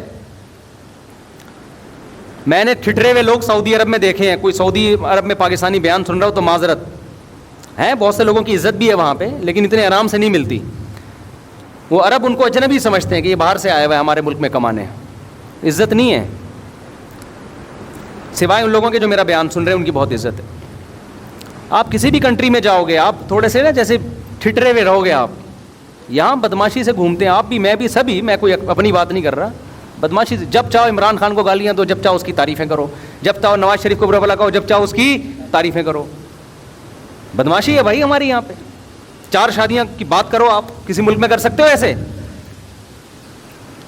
حکومت پکڑے کے اندر کر دی لے جائے گی. مجھے ایک لاہور میں ایک صاحب ملے جو ترکی رہ کر آئے. ترکی میں ان کو ایک عرب ملا فلسطین کا. وہ مجھے کہتے ہیں کہ وہ فلسطین کا عرب, میری ویڈیو اس کو دکھا رہا تھا کہ اس کے بیان فلسطین کا عربی. کہہ رہے یہ مولوی صاحب ہے, بڑا ٹائٹ بیان کرتے ہیں, اس کے بیان سنتے ہو؟ کہتے ہیں میں نے کہا تم تو عربی بولتے ہو, اس کو یہ تو اردو میں بیان کر رہے ہیں, تو تم کیسے؟ کہہ رہے میں اس کی ٹرانسلیشن کروا کے عربی میں سنتا ہوں اس کے بیان. تو کہتے ہیں میں نے کہا کہ یار تم ان کو کیوں سن رہے ہو؟ کہہ رہے یار اجمیوں میں واحد مولوی ہے جو 4 شادیوں کی بات کرتا ہے. کہہ رہے وہ فلسطینی کہہ رہا ہے اجمیوں میں واحد مولوی ہے جو کیا کرتا ہے. میں نے کہا واہ بھائی سبحان اللہ. تو جو ہمیں یہاں الحمدللہ آزادی ہے نا, آدمی کا دماغ کھلتا ہے, یہاں پہ تحقیق کر سکتا ہے. وہ آپ کسی دوسرے کنٹری میں اس اسٹائل کے ساتھ, بدماشی کے ساتھ نہیں رہ سکتے آپ. بدماشی ادھر ہی ہے الحمدللہ. یہاں پولیس اپنی ہے, فوج اپنی ہے, سیاسی لوگ اپنے. ایک سیاسی تنظیم میں نہیں ہوگی, دوسرے تنظیم سے تعلق بنا لو گے, وہاں وہ آپ کے کام نکلوا لے گی. آپ گھر بیٹھے ہو, آپ کے ایم اے کے پیپر حل ہو رہے ہوں گے الحمدللہ. ایسے لڑکے ہیں یہاں پہ پنجاب میرے ساتھ گھوم رہے تھے, کہہ رہے تھے میرے لیے دعا کریں, کل میرا ایم اے اسلامیات کا پیپر ہے. میں نے کہا تو میرے ساتھ ہے, تو پھر پیپر کیسے ہے؟ کہہ رہے وہ تو الحمدللہ انتظام ہے وہاں پہ. یہ آزادی ملے گی کہیں؟ خیر یہ تو غلط ہے لیکن صحیح چیزیں بھی بہت ہیں.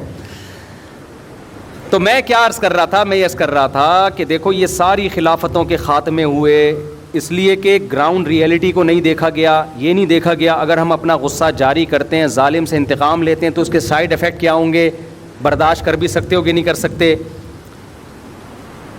تو جہاں صبر کرنا تھا وہاں صبر نہیں کیا گیا.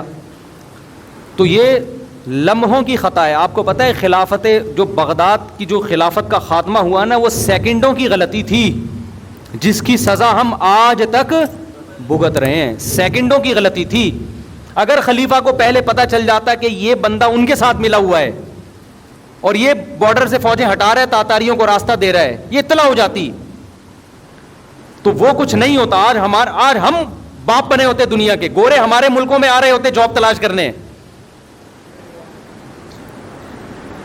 سیکنڈوں کی خطا ہوئی ہے جس سے سزا صدیاں پا رہی ہیں. ایک انگریز نے کتاب لکھی ہے, انگریز نے, دی گریٹ مغل کے نام سے, آپ دیکھ سکتے ہیں نیٹ پہ بھی شاید مل جائے. اس نے جو مغل بادشاہوں کی تاریخ بیان کی ہے نا, اس میں جو آخری بادشاہ بہادر شاہ ظفر, اس نے کہا جب بہادر شاہ ظفر سے ہمارا آخری مقابلہ ہوا ہے, آخری مقابلہ, اس میں بہادر شاہ ظفر اگر لڑتا اور اتنے مجاہدین اس کے ساتھ تھے, وہ اگر ہم سے مقابلہ کر لیتا, انگریز بر صغیر سے صفحہ ہستی کے لیے بر صغیر میں صفحہ ہستی سے مٹ جاتا وہ. لیکن بہادر شاہ ظفر کو انگریزوں کے جاسوسوں نے جا کے جو چاپلوسی پہلے سے کر رہے تھے اس کی, یہ بتایا کہ تم انگریز سے لڑ نہیں سکتے, یہ اس کی کھوپڑی میں انسٹال کر دیا. ایک طرف انگریزوں کے تھوڑے سے فوجی, دوسری طرف پورا دہلی, اتنے مجاہدین نکل کے آ گئے. بہادر شاہ ظفر نے ان کو گوروں سے لڑنے سے منع کر دیا اور بہانہ کر کے نکل لیے پتلی گلی سے کہ میں نماز پڑھنے جا رہا ہوں, عصر کی نماز پڑھنے. یہی ہوا تھا واقعہ. اس نے کہا میری عصر کی نماز رہ گئی, ادھر دیر ہو رہی ہے, میں کیا کر رہا ہوں, نماز پڑھ کے آیا. انگریز نے کیا کیا تھا کہ بہادر شاہ ظفر کے پاس کچھ ایسے لوگ بٹھا دیے تھے جو ہر وقت اس کو تو انگریز سے ڈراتے رہے کہ انگریز بہت پاورفل ہے, حالانکہ اتنا پاورفل تھا نہیں. مسلمانوں میں تو لڑائی میں کون مقابلہ کر سکتا ہے بھائی, سارے پٹھان جتنے, سارے پنجاب کے لوگ, چودھری وڈیرے سارے امڑ آئے تھے. بولا ایسی کی تیسی کہاں ہے بھائی, کدھر ہے انگریزوں کے فوجی. لیکن امیر تو خلیفہ تو وہ تھا نا, بادشاہ تو وہ تھا, اس کا آرڈر ہوتا تو لڑتے. اس نے ٹوپی کرا دی. سمجھ رہے ہو, یہاں بھی سیکنڈوں کی خطا ہوئی اور سزا صدیوں نے. پورا ہندوستان مسلمانوں کے ہاتھ سے نکل گیا اور اس کا نقصان انڈیا کو بھی ہوا ہے. آج ہندو خوش ہوتے ہیں کہ مسلمانوں کی حکومت نہیں ہے. مسلمانوں کی جب حکومت تھی ہندوستان زیادہ ترقی کر رہا تھا. اس وقت ہندو, مسلم, سکھ, عیسائی زیادہ چین سے امن سے تھے. آپ کو یقین نہیں آتا, انگریزوں کی تاریخ اٹھا کے دیکھو. انگریز کہتا ہے ہندوستان پہ جو مسلمانوں نے حکومت کی ہے, اتنا شاندار دور ہندوستان پہ کبھی بھی نہیں آیا, اتنا امن اور ایسی ترقی تھی. انگریز نے تو ہندوستان کی واٹ لگائی ہے, آ کے سارے خزانے لے گیا جو لندن میں جو اتنا ترقی کی ہے نا گوروں نے, یہ تو بر صغیر کی دولت سے کی ہے. تو وجہ کیا ہے؟ پلاننگ نہیں ہے, سوچنا نہیں ہے, ایک دم جلد بازی میں فیصلہ. اب انگریز نے آ کے بہادر شاہ ظفر کو بول دیا تم نہیں لڑ سکتے, ایک دم. بھائی تو تھوڑا سا سوچ لے, بیٹھ کے تھوڑا مشورے لے لے. پھر کیا ہوا ہے کہ لڑائی نہیں ہوئی, نتیجہ کیا نکلا؟ بہادر شاہ ظفر کو انگریز نے پکڑ لیا, گرفتار کر کے اس کے بیٹوں کا جو ہے نا, بادشاہوں کا جو شہزادے تھے, ان کا سر کاٹ کے ٹرے میں پیش کیا کہ یہ پہلا تحفہ ہے آپ کی خدمت عالیہ میں. بہادر شاہ ظفر بہت نیک بادشاہ تھا, تہجد گزار تھا, اہل اللہ سے بیعت تھا. اتنی نیکی بھی اس کے کام نہیں آئی. کیوں؟ بہت بڑا فالٹ کیا ہے کہ پلاننگ نہیں ہے. ملک کو بچانے کے لیے جو کچھ پہلے سے تیاری ہونی چاہیے وہ نہیں ہے. اللہ تعالیٰ کا دنیا میں اصول یہ ہے کہ جو اسباب اختیار کرے گا وہ کامیاب ہوگا, جو اسباب اختیار نہیں کرے گا اس کی تہجد اس کے کام نہیں آئے گی. سمجھتے ہو کہ نہیں سمجھتے؟ اس لیے ہم لوگوں سے کہتے ہیں دین کے علم کے ساتھ دنیا کا علم بھی ضروری ہے. آپ بہت نیک بھی بن جاؤ نا, پالیسیاں دنیا ہی کی چلیں گی آپ کے اوپر. جب تک آپ سائنس اور ٹیکنالوجی میں ترقی نہیں کرتے, آپ دنیا کو آنکھیں دکھانے کے قابل نہیں ہوگے. یہ بھی ضروری ہے نماز روزہ, یہ تو زیادہ ضروری ہے, اس کی میں نفی نہیں کر رہا, ورنہ تو مادہ پرست بن جاؤ گے, لیکن وہ بھی ضروری ہے. تو غصہ جب حد سے بڑھتا ہے تو کیا ہوتا ہے میرے بھائی؟ تباہی. حکومتی سطح پہ ہوگا, صدیوں پیچھے مسلمان چلے جائیں گے. اپنی گھریلو زندگی میں ہوگا, گھر ٹوٹتے ہیں اس سے, رشتے ٹوٹتے ہیں اس سے. اسی وجہ سے رسول اللہ صلی اللہ علیہ وسلم کے پاس ایک صحابی آئے, عرض کیا یا رسول اللہ مجھے کوئی نصیحت کیجئے. آپ نے فرمایا لا تغضب, غصہ مت کرو. کیا مطلب, کیا کرو پھر؟ غصے پہ کنٹرول کرو, پھر سوچ بچار کے فیصلہ کرو, تمام پہلوؤں کو سامنے رکھ کے. غصے میں فیصلہ نہیں کرو. نبی صلی اللہ علیہ وسلم نے ایک صحابی کو دیکھا, دیکھیں ہر برائی کی ایک الٹ ہوتی ہے نا, ضد ہوتی ہے. ارے کنجوسی ہے نا, ایک برائی ہے نا کنجوس ہونا, اس کے اپوزٹ کیا ہے؟ سخاوت ہے نا. تو بولیں گے تو پتہ چلے گا نا یار, بول ہی نہیں بھائی. سخاوت اس کی الٹ ہے نا. بزدلی ایک عیب ہے, اس کے الٹ کیا ہے؟ بہادری. دیکھو کچھ لوگ بزدل بھی نہیں ہوتے, بہادر بھی نہیں ہوتے, نیوٹرل ہوتے ہیں, نارمل سے ہوتے ہیں. کچھ کنجوس بھی نہیں ہوتے لیکن سخی بھی نہیں ہوتے, نارمل سے ہوتے ہیں. لیکن جب کسی چیز کو ڈیفائن کرنا ہو نا, اس کا الٹ, اس کی اپوزٹ پیش کر کے بتایا جاتا ہے.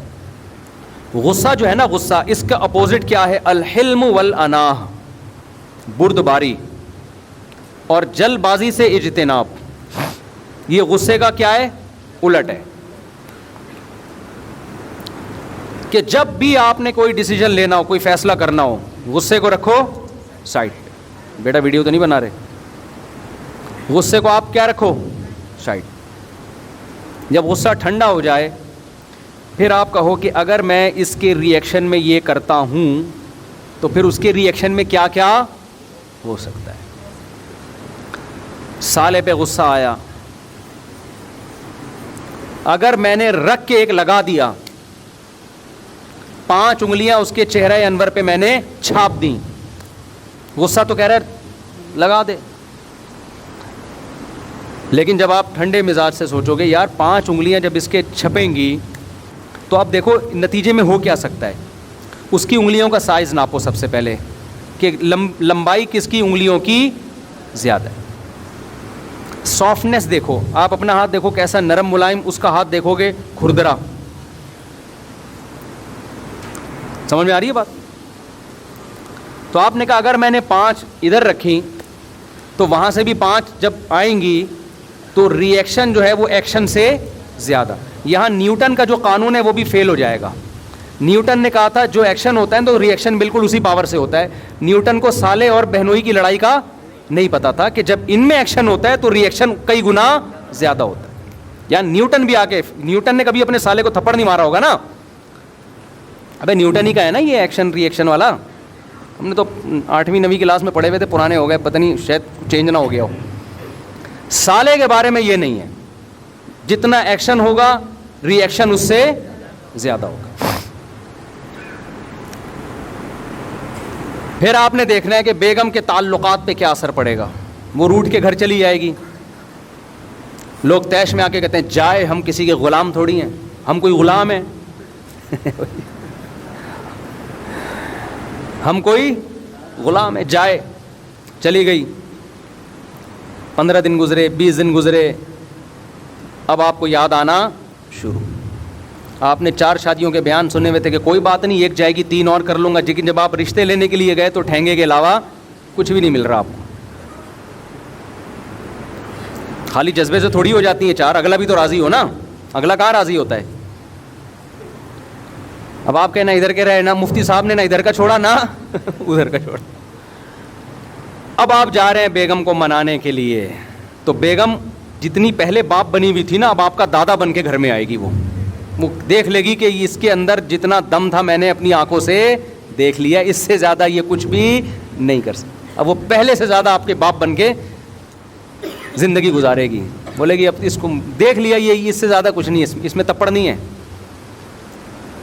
تو بہتر نہیں تھا کہ پہلے ہی غلامی کر لیتے؟ کیا خیال ہے, پہلے ہی ایکسکیوز کر لیتے؟ جنہوں نے ایکسکیوز کیا نا بیگم کے سامنے 100 سال جی ہیں وہ.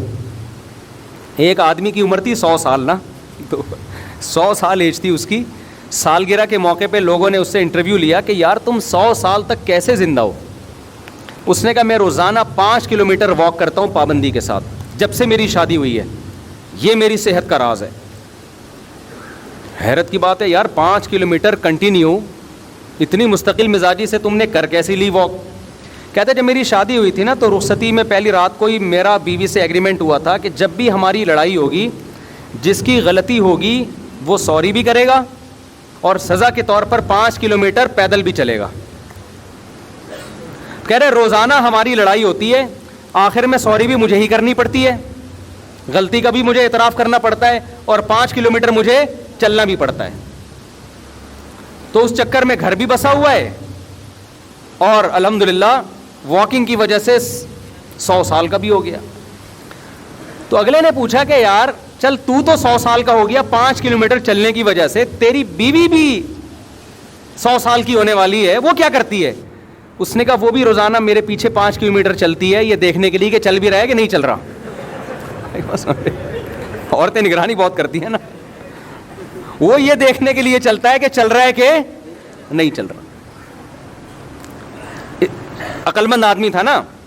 اب ظاہر ہے روزانہ جب لڑائی ہو رہی ہے تو ضروری تو نہیں ہے کہ روزانہ اسی کی غلطی ہو, لیکن اس میں غصہ نہیں تھا, تبھی تو 100 سال جیا ہی ہے. اس نے کہا بھاڑ میں جائے جس کی بھی غلطی ہے, سوری کر لو, فائدہ کس کا ہو رہا ہے, اپنا ہی ہو رہا ہے. تو دیکھو کتنی لمبی زندگی. اگر یہ پہلے دن مار دھاڑ شروع کر دیتا اور بالآخر غیرت کی مثال قائم کر کے جاتا تو 50-55 میں اس کا انتقال ہو جانا تھا. سمجھ رہے ہیں؟ تو غصہ جاری کرنے سے پہلے انسان دیکھ لے کہ اس کے سائیڈ ایفیکٹ زیادہ ہیں یا فائدے.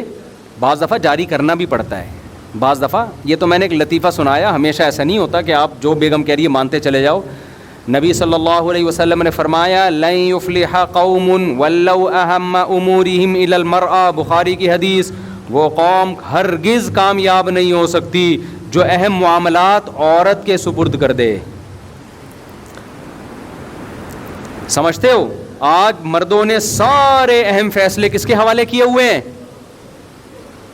خواتین کے, لیڈیز کے حوالے کیا.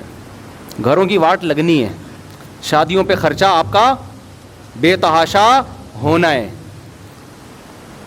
سمجھتے ہو کہ نہیں سمجھتے؟ ہمارے گھر والوں نے, میرے بچے نے قرآن حفظ کیا, ہمارے گھر والوں نے کہا بھائی شادی ہال میں ہم نے تقریب رکھنی ہے بچے کے حفظ کی. میں نے کہا نہیں گھر میں ہی ہوگی.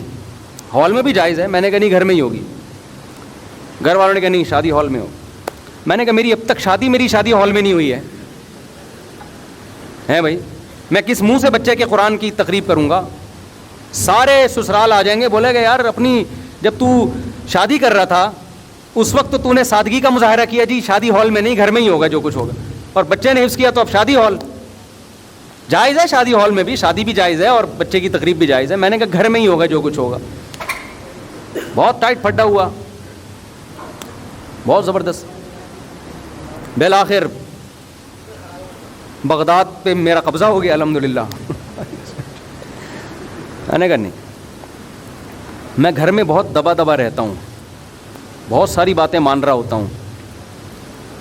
یہ ممبر پہ تو ہر آدمی فنٹر ہوتا ہے نا, لیکن کچھ چیزیں ایسی ہوتی ہیں جہاں آ کے آپ کو ایکشن لینا پڑتا ہے کہ یہ ہوگا, ایسی کی تیسی, اس میں دو رائے نہیں ہو سکتی, یہ ایسا ہوگا بس.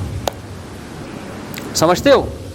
تو سب باتیں بیگموں کی مانا کریں, خام خواہ میں چنگیز خان بننے کی کوشش گھر میں نہ کریں. لیکن کچھ چیزیں ایسی ہوتی ہیں جہاں آ کے آپ کو فیصلہ سنانا پڑتا ہے, بھائی یہ نہیں ہو سکتا, اٹ ازنٹ پاسبل. اردو میں سمجھ میں نہ آئے تو آپ انگلش میں بول دو, بیگم یہ ممکن نہیں ہے, ایسی کی تیسی, یہ نہیں ہوگا. میں نے بتایا نا ایک آدمی نے شادی کی دبئی میں, تو اس نے اپنی ماں کو بلوا لیا کیونکہ اکلوتا بیٹا تھا. اکلوتے یہ نہیں کہ یہ بھی بڑے نقصانات ہیں, بچے پیدا ہوتے ہیں تو سب مل کے ماں کو پال لیتے ہیں آسانی سے. تو ماں کو بلا لیا, بوڑھی ماں کو اکیلا کہاں چھوڑتا وہ. بیگم کو اعتراض کہ ماں کو میرے ساتھ کیوں رکھا ہوا ہے. میں نے کہا یار ماں خدمت بہت لیتی ہوگی. کہہ رہا ہے یار بوڑھی ماں ہے, وہ تو بیچاری کو زیادہ ہوش حواس بھی نہیں ہے, خدمت بھی میں ہی کر رہا ہوں, اس کے لیے ملازم بھی رکھا ہوا ہے. میری بیگم کا کہنا ہے کہ ماں رہے گی نہیں اس گھر میں. میں نے کہا یہ مطالبہ تو دیکھو خدمت بہت لے رہی ہوگی نا, یہ تو جائز مطالبہ ہے نا. بعض دفعہ سانسیں ہر وقت ریموٹ کنٹرول کی طرح بہو کو چلا رہی ہوتی ہیں, اس کی اپنی پرسنل لائف ہی نہیں ہوتی کوئی, یہ تو ظلم ہے. اس نے کہا بھائی کچھ بھی خدمت, ملازم رکھا ہوا ہے اماں کی خدمت کے لیے, میری بیوی کو گھر کے اندر ماں برداشت ہی نہیں ہے اور اتنا دباؤ ڈالا ہوا ہے, میں کیا کروں. میں نے کہا آپ بول دو ماں کو گھر سے میں بولو نہیں نکال, ایسی کی تیسی, جو کرنا ہے کرو, تمہاری ایسی کی تیسی. میں نے کہا غصے ہونے کی ضرورت نہیں ہے, آرام سے پیپر پہ لکھ کے دے دو, بیگم it isn't possible for me to get out my mother from my house. English میں بات زیادہ سمجھ میں, پڑھا لکھا میاں ہے. اب پتہ نہیں میں نے انگلش صحیح بولی غلط بولی ہے, وہ بعد میں چیک کر لینا اس کو ڈکشنری میں. بھائی یہ نہیں ہو سکتا یار, بوڑھی ماں کو ہم چھوڑ دیں بیگم کے کہنے پر, نہ تم سے وہ خدمت لے رہی ہے, نہ اپنا آرام سے کمرے میں بیٹھی مسلح پہ, ایسا تھوڑی ہوتا ہے یار. میں نے کہا اس کو بولا کل تمہارا بچہ بھی اسی طرح تمہیں نکال دے, کیا گزرے گی تمہارے اوپر. کہہ رہے میرے بچے رول جائیں گے اگر میری بیوی چھوڑ. میں نے کہا بچوں کی ایسی کی تیسی. آج کل تو یہ بڑا مسئلہ ہے نا, عورت کو زیادہ بوجھ ڈالو عدالت سے خلا بھی لے گی, بچے بھی لے کے مارکیٹ سے شارٹ ہو جائے گی, اور آپ ساری زندگی بچوں کے لیے رولتے رہو. میں نے کہا بچوں سے ابھی سے آپ یوں کر لو, کیا کرو, یہ والے بچے ہی کینسل ہو گئے, نئے سرے سے نئی شادی نئے بچے دوبارہ سے. کیا خیال ہے بھائی, پہلے ماں باپ ہیں بچے بعد میں. نہیں چھوڑنا ماں کو, غیرت کے ساتھ سر اٹھا کے جیو یار. کہتے ہیں پھر بیوی, آج کل یہ بڑے مسائل ہیں نا, بیوی بدنام بہت کرے گی, دیکھو بچوں کو چھوڑ دیا اور ماں کو چھوڑ دیا. میں نے کہا یار جو بدنامی, بعض خواتین جو میرا بیان نہیں سن رہی ان کی بات کر رہا ہوں, وہ کرتی ہیں بدنام. اور ہمارا کلچر ایسا ہے کہ عورت کے دو آنسو سنے دیکھے گا تو بس اسی کی طرف چلا جائے گا, وہ تحقیق نہیں کرتا کہ یہ صحیح کہہ رہی ہے غلط کہہ رہی. ظالم دونوں ہوتے ہیں, مرد بھی ہوتے ہیں عورتیں بھی ہوتی ہیں, میں مانتا ہوں, ایسا نہیں ہے کہ ساری عورتیں ظالم ہیں, مرد بھی بڑے ظالم ہوتے ہیں. لیکن ایک نیچر ہے کہ مرد جب مرد کی بات سنتا ہے یقین نہیں کرتا, عورت کے آنسو دیکھتا ہے تو مرد بھی اسی کی طرف پگھلتا ہے, تو بدنام کرتی ہے. دیکھو بچے چھوڑ دیے اس نے, بچوں سے ملنے نہیں آتا, یہ نہیں کرتا, حالانکہ اندر کہانی کچھ اور چل رہی ہوتی ہے. تو کہہ رہے بدنام کے. میں نے کہا ایسی کی تیسی یار, بدنامی کی کیا ہے, بدنامی تھوڑے دن چلتی ہے, اس کے بعد لوگ, کسی کے پاس ٹائم نہیں ہے آج کل, ہر آدمی اپنے معاملات میں اتنا گھرا ہوا ہے. میں نے کہا یہ جو آخرت میں بدنامی ہوگی اماں کو یار اس بڑھاپے میں آپ اکیلا چھوڑ دو. کہہ رہے میں کراچی میں رکھوں اور ان کے لیے ملازم رکھوں. میں نے کہا نہ, بوڑھی ماں ملازم کے ساتھ, ماں کو سینے سے لگاؤ, آہا, اس کی گود میں سر رکھ کے سو. یہ تو بڑھاپے میں تو ماں کا مزہ ہے یار. ماں باپ جتنے بوڑھے ہوں اتنے زیادہ اچھے لگتے ہیں.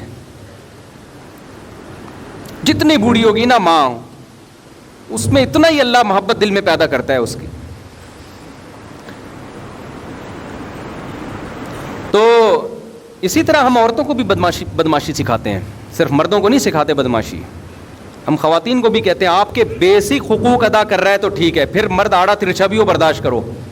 اگر کمبخت بیسک حقوق ہی ادا نہیں کر رہا, کماتا ہی نہیں ہے سالہ, کھلاتا ہی نہیں ہے, اپنے خرچے پہ, اپنے سسرال کے خرچے پہ پل رہی ہو, پھر میاں سے محبت یا اس کے حقوق کی بالکل بھی ضرورت بولو نہیں. میاں بیسک حقوق نہیں اگر اٹھا رہا ہے, محبت ہے, آئی love you, I love you, جب خرچہ نہیں ہوتا. یہ جو خواتین شوہروں سے پریشان ہوتی ہیں نا, یہ رومانس نہیں ہے, رومانٹک قسم کے نہیں ہے, محبت کے ساتھ, بھائی یہ سارے حقوق ادا کر رہا ہے, اس لیے اس کو آئی لو یو کہنے کی ضرورت ہے نہیں. یہ جو بوائے فرینڈ ہوتا ہے نا جو آئی لو یو کی گردانے, اس کمبخت نے دھیلا بھی خرچ نہیں کرنا ہوتا آپ کے اوپر, نہ گیس کا بل دینا ہے اس کمبخت نے, نہ بجلی کا بل دینا ہے, نہ بچوں کی اسکول کی فیسیں دینی ہے, تو آئی لو یو پہ ہی چل رہا ہوتا ہے, یہ شعر و شاعری پہ ہی چل رہا ہوتا ہے. جیسے انگریز جو ہے نا وہ خرچہ تھوڑی اٹھاتا ہے بیوی کا, بات تمیز سے کرتا ہے, نہ کبھی ہاتھ اٹھائے گا, بہت ایکچولی کر کے بات کر رہا ہوگا اور ویمن رائٹس کی باتیں کر رہا ہوگا, گیس کا بل نہیں دے گا, نہ بجلی کا بل دے گا, مکان کا کرایہ نہیں دے گا. تو ہماری بیویاں اگر, ہماری عورتیں اگر یہ کر لیں کہ ٹھیک ہے جی آج کا سارا, آج کے بعد سے کوئی خرچہ آپ کے ذمے نہیں ہے, تو پھر ہمارے اخلاق دیکھو آپ. اور کیا فری پھوکڑ کے اخلاق میں کیا ہے بھائی, کیوں بھائی غلط تو نہیں کہہ رہا میں, فری پھوکٹ کے اخلاق ہیں. جب کوئی ذمہ داری ہی نہیں لینی ہے تو فری پھوکٹ کے اخلاق میں کیا جا رہا ہے انگریز کا. انگریز ایک دفعہ پاکستانی شوہر بن کے دکھائے, جب گیس کا بل دے گا نا बिजली का बिल देगा, मकान का किराया देगा, बच्चों के लिए प्रॉपर्टी खरीद रहा होगा कि मैं मरूंगा तो बच्चों के काम आए, उनको स्कूल लाने ले जाने की टेंशन उठा रहा होगा, बच्चियों की शादियों की टेंशन ले रहा होगा, 20 मसाइल होंगे, अपनी बीवी को इन तमाम टेंशनों से आज़ाद किया हुआ होगा। फिर मैं उस अंग्रेज से पूछूंगा कि अब तू थैंक यू से बात शुरू कर और थैंक यू पे ख़त्म करके दिखा। वो इतनी मोटी पंजाबी में गाली से बात शुरू करेगा, बीच में इतनी मोटी गाली और आखिर में 11 दफ़ा गालियों पे ख़त्म करेगा वो। तो अंग्रेज़ों के अखलाक से मुतासर होने की बिल्कुल भी ज़रूरत नहीं है। और अब मैं इन औरतों से कहता हूँ, अपने पाकिस्तानी और हिंदुस्तानी शौहरों से बदगुमान होने की ज़रूरत नहीं है। ये जितना भी आड़ा तिरछा है ना, टेढ़ा मेढ़ा और बदअखलाक, आपको इसने छत दी हुई है, आपके बेसिक हुकूक ये अदा कर रहा है। इस मखंचू का नाम आपके साथ लगा हुआ है, मिर्सिस फलां, ठीक है ना, कहीं जाती हो इज्जत होती है आपकी। ये ख़त्म हो गया ना, औरत की इज्जत उसके शौहर से है। आज हमारी लिबरल ख़वातीन बहुत इज्जत हासिल करने की कोशिश करती हैं, हमने शादी नहीं करनी, हम ग़ुलामी वाली ज़िंदगी नहीं चाहते, आज़ाद हैं, 2 टके की इज्जत नहीं होती। दफ्तरों में हर आदमी टेढ़ी नज़रों से देख रहा होता है। शादीशुदा लड़की अगर जॉब भी करती है, लोगों को पता है यार ये मिसेस फलां है, इसकी इज्जत है, बशर्ते कि वो मिस्टर सही आदमी हो। ऐसा ना होगा मिस्टर ही कोई अजीब सी चीज़ है तो फिर तो मिसेस फलां होना ही है बन जाता है। वो कोई जिस्टेबल आदमी हो, कुछ इसके जोड़ का हो, इज्जत होती है। शादी नहीं है तो थोड़ी कोई इज्जत है। वो एक कराची यूनिवर्सिटी में कोई लिबरल आंटी है, मेरे बहुत खिलाफ बोलती है, मुझे वहाँ के स्टूडेंट्स ने बताया, मेरे भी शागिर्द कराची यूनिवर्सिटी में बहुत पढ़ते हैं ना। कराची यूनिवर्सिटी में आप बहुत सारी आंटी हैं, किसी को क्या पता चलेगा मैं किसकी बात कर रहा हूँ। उनमें एक आंटी ऐसी हैं, मुझे वहाँ के स्टूडेंट्स ने बताया, मेरा नाम जब भी आएगा ना वो फ़ौरन मनफी तबसरा शुरू कर देती हैं। लिबरल आंटी हैं वो कराची यूनिवर्सिटी की, मेरे शागिर्द भी, जामिया के शागिर्द कराची यूनिवर्सिटी में भी बहुत सारे पढ़ते हैं। कहते हैं उस्ताद जी जब आपका नाम आता है वो कहती हैं ये कोई बंदा है, ये बैकवर्ड किस्म का आदमी है, दकियानूस शादियों की तरगीब दे रहा है, बच्चे पैदा करो, ये क्या है, ये कौन सी बातें कर रहा है ये। तो मुझे कल एक तालिब इल्म बताया कि वो मेरी जो मिस हैं, टीचर हैं, वो बहुत आपके ख़िलाफ़ हैं और वो शादियों वादियों के। मैंने कहा अपनी टीचर से ना जाके एहतराम से कहना है कि मिस आप भी शादी अब कर लें। हकीकत बता रहा हूँ, हम आपको टीचिंग से मना नहीं कर रहे, लेकिन काइंडली आप भी मुफ्ती साहब का बयान सुने और फ़ौरन से पहले किसी बंदे की पहली बीवी बन जाएं। पहली वाला नहीं मिल रहा तो दूसरी बन जाएं आप, क्योंकि ये जो आपके ग्रेड है ना यूनिवर्सिटी में अभी, ये रिटायरमेंट के बाद ये आपके किसी काम के नहीं है। ना यूनिवर्सिटी आपको पूछेगी, ना मुल्क आपको पूछेगा, ना कौम आपको पूछेगी। बुढ़ापे में रिटायरमेंट के बाद आपने जो तन्हाई में ज़िंदगी गुजारनी है ना, वो हमारे उस्ताद जी ने कहा है, वो भयानक आपका बुढ़ापा हमारे उस्ताद को अभी से नज़र आ रहा है। यकीन ना आए तो ज़रा लिबरल आंटियों का सर्वे करके देख लो, जिन्होंने जवानी एजुकेशन और जॉब में गुजारी, निकाह को उन्होंने तरजीह नहीं दी, उनका बुढ़ापा और कैसा, और बुढ़ापा का मतलब 90 साल नहीं, 50-55 बस। समझते हो कि नहीं समझते? तो मैंने कहा अपनी उस्तानी साहिबा को एहतराम के साथ कह ना अपनी टीचर को कि मिस आप भी कभी संजीदगी से मुफ्ती साहब के बयानात सुने और काइंडली आपके स्टेटस का, आपकी प्रोफाइल का, आपको अगर कोई कमारा छड़ा छाट नहीं मिल रहा तो मुफ्ती साहब का बयान सुने, किसी प्रोफेसर से दूसरी बीवी बन जाए आप प्रोफेसर की। समझते हो? वो आपके लिए ज़्यादा बेहतर है। हम आपको ये नहीं कह रहे कि टीचिंग छोड़ दें आप, लेकिन इसको पहले फोकस करें, ये ज़रूरत आपकी ज़्यादा है, वरना आगे रिटायरमेंट के बाद बहुत भयानक बुढ़ापा है आपका। फिर यकीन ना आए तो मैं बहुत सारी आंटियों से उनकी मुलाकात करवा दूंगा कि जिन्होंने टीचिंग को और जॉब को तरजीह दी, शादी को डिले किया, जिसके बाद अब वो तरस रही हैं, अजाब में ज़िंदगी गुजर रही है उनकी। नेचर से बगावत मत करो मेरे भाई। मैंने कहा ना डॉक्टरों ने अंडे छुड़वा के लाए किस पे हमें अंडों पे सेट कर दिया ना कि अंडे खाओ। अब गायों और दुम्बों की चर्बी छुड़वा के डालडा पे सेट किया और कुछ दिनों में आ जाएंगे दोबारा किस पे। तो इसी तरह ये जो फैमिली प्लानिंग की बातें कर रहे हैं ना कि औरत बच्चे पैदा करने से कमज़ोर होती है, सब ड्रामेबाजी है। ये तो नेचर है औरत की औलाद पैदा करना। कल उन्होंने इसी पर आना है कि औरत की सेहत किस में है, नस्ल बढ़ाने में है। देख लो अपनी नानियों दादियों को 90-90 साल जिंदा रही थी, उनको तो जानती भी नहीं थी ये हमल रोकना क्या होता है। ज़्यादा अच्छी लाइफ उन्होंने सेहत के हवाले से भी, मेंटली भी ज़्यादा अच्छी लाइफ गुजारी है। तो वो यूनिवर्सिटी की जो टीचर साहिबा हैं, मैंने अपने शागिर्द से कहा, उनसे कहना कि मैं आपको बहुत सारी लिबरल आंटियों से मिलवा सकता हूँ। रिटायरमेंट के बाद देखो उन बेचारियों का हाल क्या होता है। ہماری دادیاں نانیاں تو کچھ بھی نہیں آتا تھا ان کو, پڑھی لکھی نہیں تھی, کیسی بادشاہوں والی زندگی گزاری ہے بھائی, بہویں بھی ہیں, داماد بھی ہیں, پوتے بھی ہیں, نواسے بھی ہیں, سب نے مل کے بڑھاپے میں خدمت کی ہے, عزت بھی ملی ہے. عزت عورت کو اپنے خاندان سے ملتی ہے, باہر سے نہیں ملتی. کمپنی آپ کو جب تک عزت دے گی جب تک آپ کمپنی کے کام کی ہو. میڈم صاحبہ, کمپنی آپ کو جب تک عزت دے گی جب تک آپ کمپنی کے کام کی ہو. جب آپ کمپنی کے کام کی نہیں, وہ ہو سکتا ہے سال میں ایک آدھ دفعہ تقریب میں آپ کو ہار پھول بھیج کر دیے جائیں, اس کے بعد کوئی بھی نہیں پوچھتا. یہ جتنی سیلیبریٹیز ہیں نا جو مشہور جن کو بڑے بڑے ایوارڈ مل رہے ہوتے ہیں, ان کی عزت صرف اسی وقت ہوتی ہے جب ایوارڈ دیا جا رہا ہے. اس کے بعد گھر پہنچنے کے بعد یہ ویسے کے ویسے بیٹھے ہوئے ہوتے ہیں, نہ داماد ہیں, نہ بہویں ہیں, نہ بھائی ہیں, نہ بہنیں ہیں, کوئی خاندان ہی نہیں ہے بیچاروں کا. 4 شادیاں کر لو, بڑھاپے میں عزت ملے گی تمہیں, جوانی میں تو پھڈے ہوں گے. صحیح بتا رہا ہوں میں, جوانی میں تو حسد جیلسی سب کچھ ہوتا ہے نا, بیویاں لڑیں گی, تھوڑی عمر زیادہ ہوگی وہ کہیں گی اب کیا رہ گیا لڑنے کے لیے, اکلوتا میاں ہے ہمارا. آپ کو رینٹ بندہ نہیں لینا پڑے گا, کرائے پہ جاپانیوں کی طرح تنہائی دور کرنے کے لیے بندہ بلانے کی ضرورت, بولو نا, نہیں ہے. بچے ہوں گے آپ کے یار, کتنے ہی نالائق بھی پیدا ہو گئے, ایک آدھ تو کام کا نکلے گا نا. اول تو انشاءاللہ سارے کام کے نکلیں گے, لیکن فرض کر لو یار اگر 2 بچے ہوئے وہی بگڑ گئے, اسپیئر میں کچھ بگڑنے کے لیے بھی رکھو. حقیقت ہے اتنے ہوں کہ 2-4 بگڑ جائے تو برداشت کر لو کہ یار باقی ٹھیک ہے, ایک کیا نکلا. اب ہمارے بچوں میں ایک بچہ پڑھ کے ہی نہیں دے رہا کم وقت, برداشت ہو رہا ہے ہم سے کہ چلو یار اس کو پنچر کی دکان کھلوا دیں گے ہم, باقی تو پڑھ رہے ہیں نا الحمدللہ. اگر میرا وہ ایک اکلوتا ہی ہوتا, میں تو کہتا طارق صاحب تم تو گئے بیٹا, ایک ہی نکلا وہ بھی کسی کام کا نہیں. حالانکہ کام کا ہے الحمدللہ, یہ نہیں کہہ رہا کام کا نہیں, پڑھائی میں دماغ نہیں چل رہا اس کا. تو ہر آدمی کو اللہ نے ہر صلاحیت تھوڑی دی ہے, سارے ہی پڑھاکو ہوں تو سارے ڈاکٹر بن جائیں گے, سارے انجینئر بن جائیں گے, تم نیچے کام کرنے والے لوگ کہاں سے لے کر آؤ گے. اور بعض دفعہ ایک بچہ پڑھائی میں نہیں چل رہا ہوتا, وہ اس لیے نہیں چل رہا ہوتا, وہ ایکسٹرا آرڈینری ذہین ہوتا ہے. وہ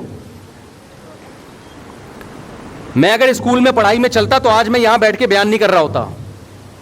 ہمارا تو دل لگتا ہی, ہم تو شرارتوں میں آگے تھے بہت. ایک ایج کے بعد پھر ہم نے پڑھنا شروع کیا, پھر دماغ لگ گیا ہمارا. تو آپ کو تھوڑی پتہ ہے اللہ آپ کے بچے کو کیا بنانا چاہتا ہے بھائی. اللہ آپ کے بچے کو کچھ اور بنانا چاہتا ہے. میرے جتنے کزن جو پڑھاکو تھے کسی کام کے نہیں ہیں, معذرت کے ساتھ میرے کوئی کزن اگر بیان سن رہے ہوں, زیادہ تر وہی کام کے ہیں جو پڑھاکو نہیں تھے. وہ کمپیوٹر پہ ٹھک ٹھک ٹھک بیٹھے, پتہ نہیں کیا کیا بن گیا یار, کمپیوٹر بھی سیکھ کے نا امریکہ کی کمپنیوں سے آرڈر پکڑنے شروع کر دیے انہوں نے. اور ایک بیٹھا ہوا ہے وہ رٹے لگا رہا ہے, از کالڈ نیوٹنز لا. آدھا قانون یاد ہے اس کو, شروع کا یاد نہیں ہے, لیکن پڑھائی کی ویلیو ہے. اب میرے بیان سن کے بعض بچے اور شرارتی ہو جاتے ہیں, پڑھیں گے تو کچھ آگے چلیں گے نا, لیکن ٹینشن لینے کا نہیں. ہمارا ایک بچہ نہیں پڑھ رہا, ٹینشن نہیں لیتا, میں دیتا ہوں اس کو, تھوڑے بہت تانے وانے دے دیتا ہوں. اچھا بس بیان ختم کر رہا ہوں, اور یہ بہت زیادہ ہو گیا, آپ مجھے 1:20 پہ بتا دیا کریں نا. اچھا میں نے دیکھا نہیں نا آپ. تو خیر کہاں سے کہاں بات چلی گئی. تو اصل بات میں عرض کر رہا تھا کہ غصے کو میرے بھائی مارکیٹ سے کیا کرو, حتی الامکان 100% ختم نہیں ہوگا, لیکن سارے جو ہماری سوسائٹی میں فسادات پیدا ہو رہے ہیں اس کے پیچھے ہے کیا مسئلہ, غصے کا. تحمل سے بات سنو, تحمل سے جواب دو, تمام پہلوؤں پہ غور کرو, پازیٹیو نیگیٹو, اس کے بعد فیصلہ کرو.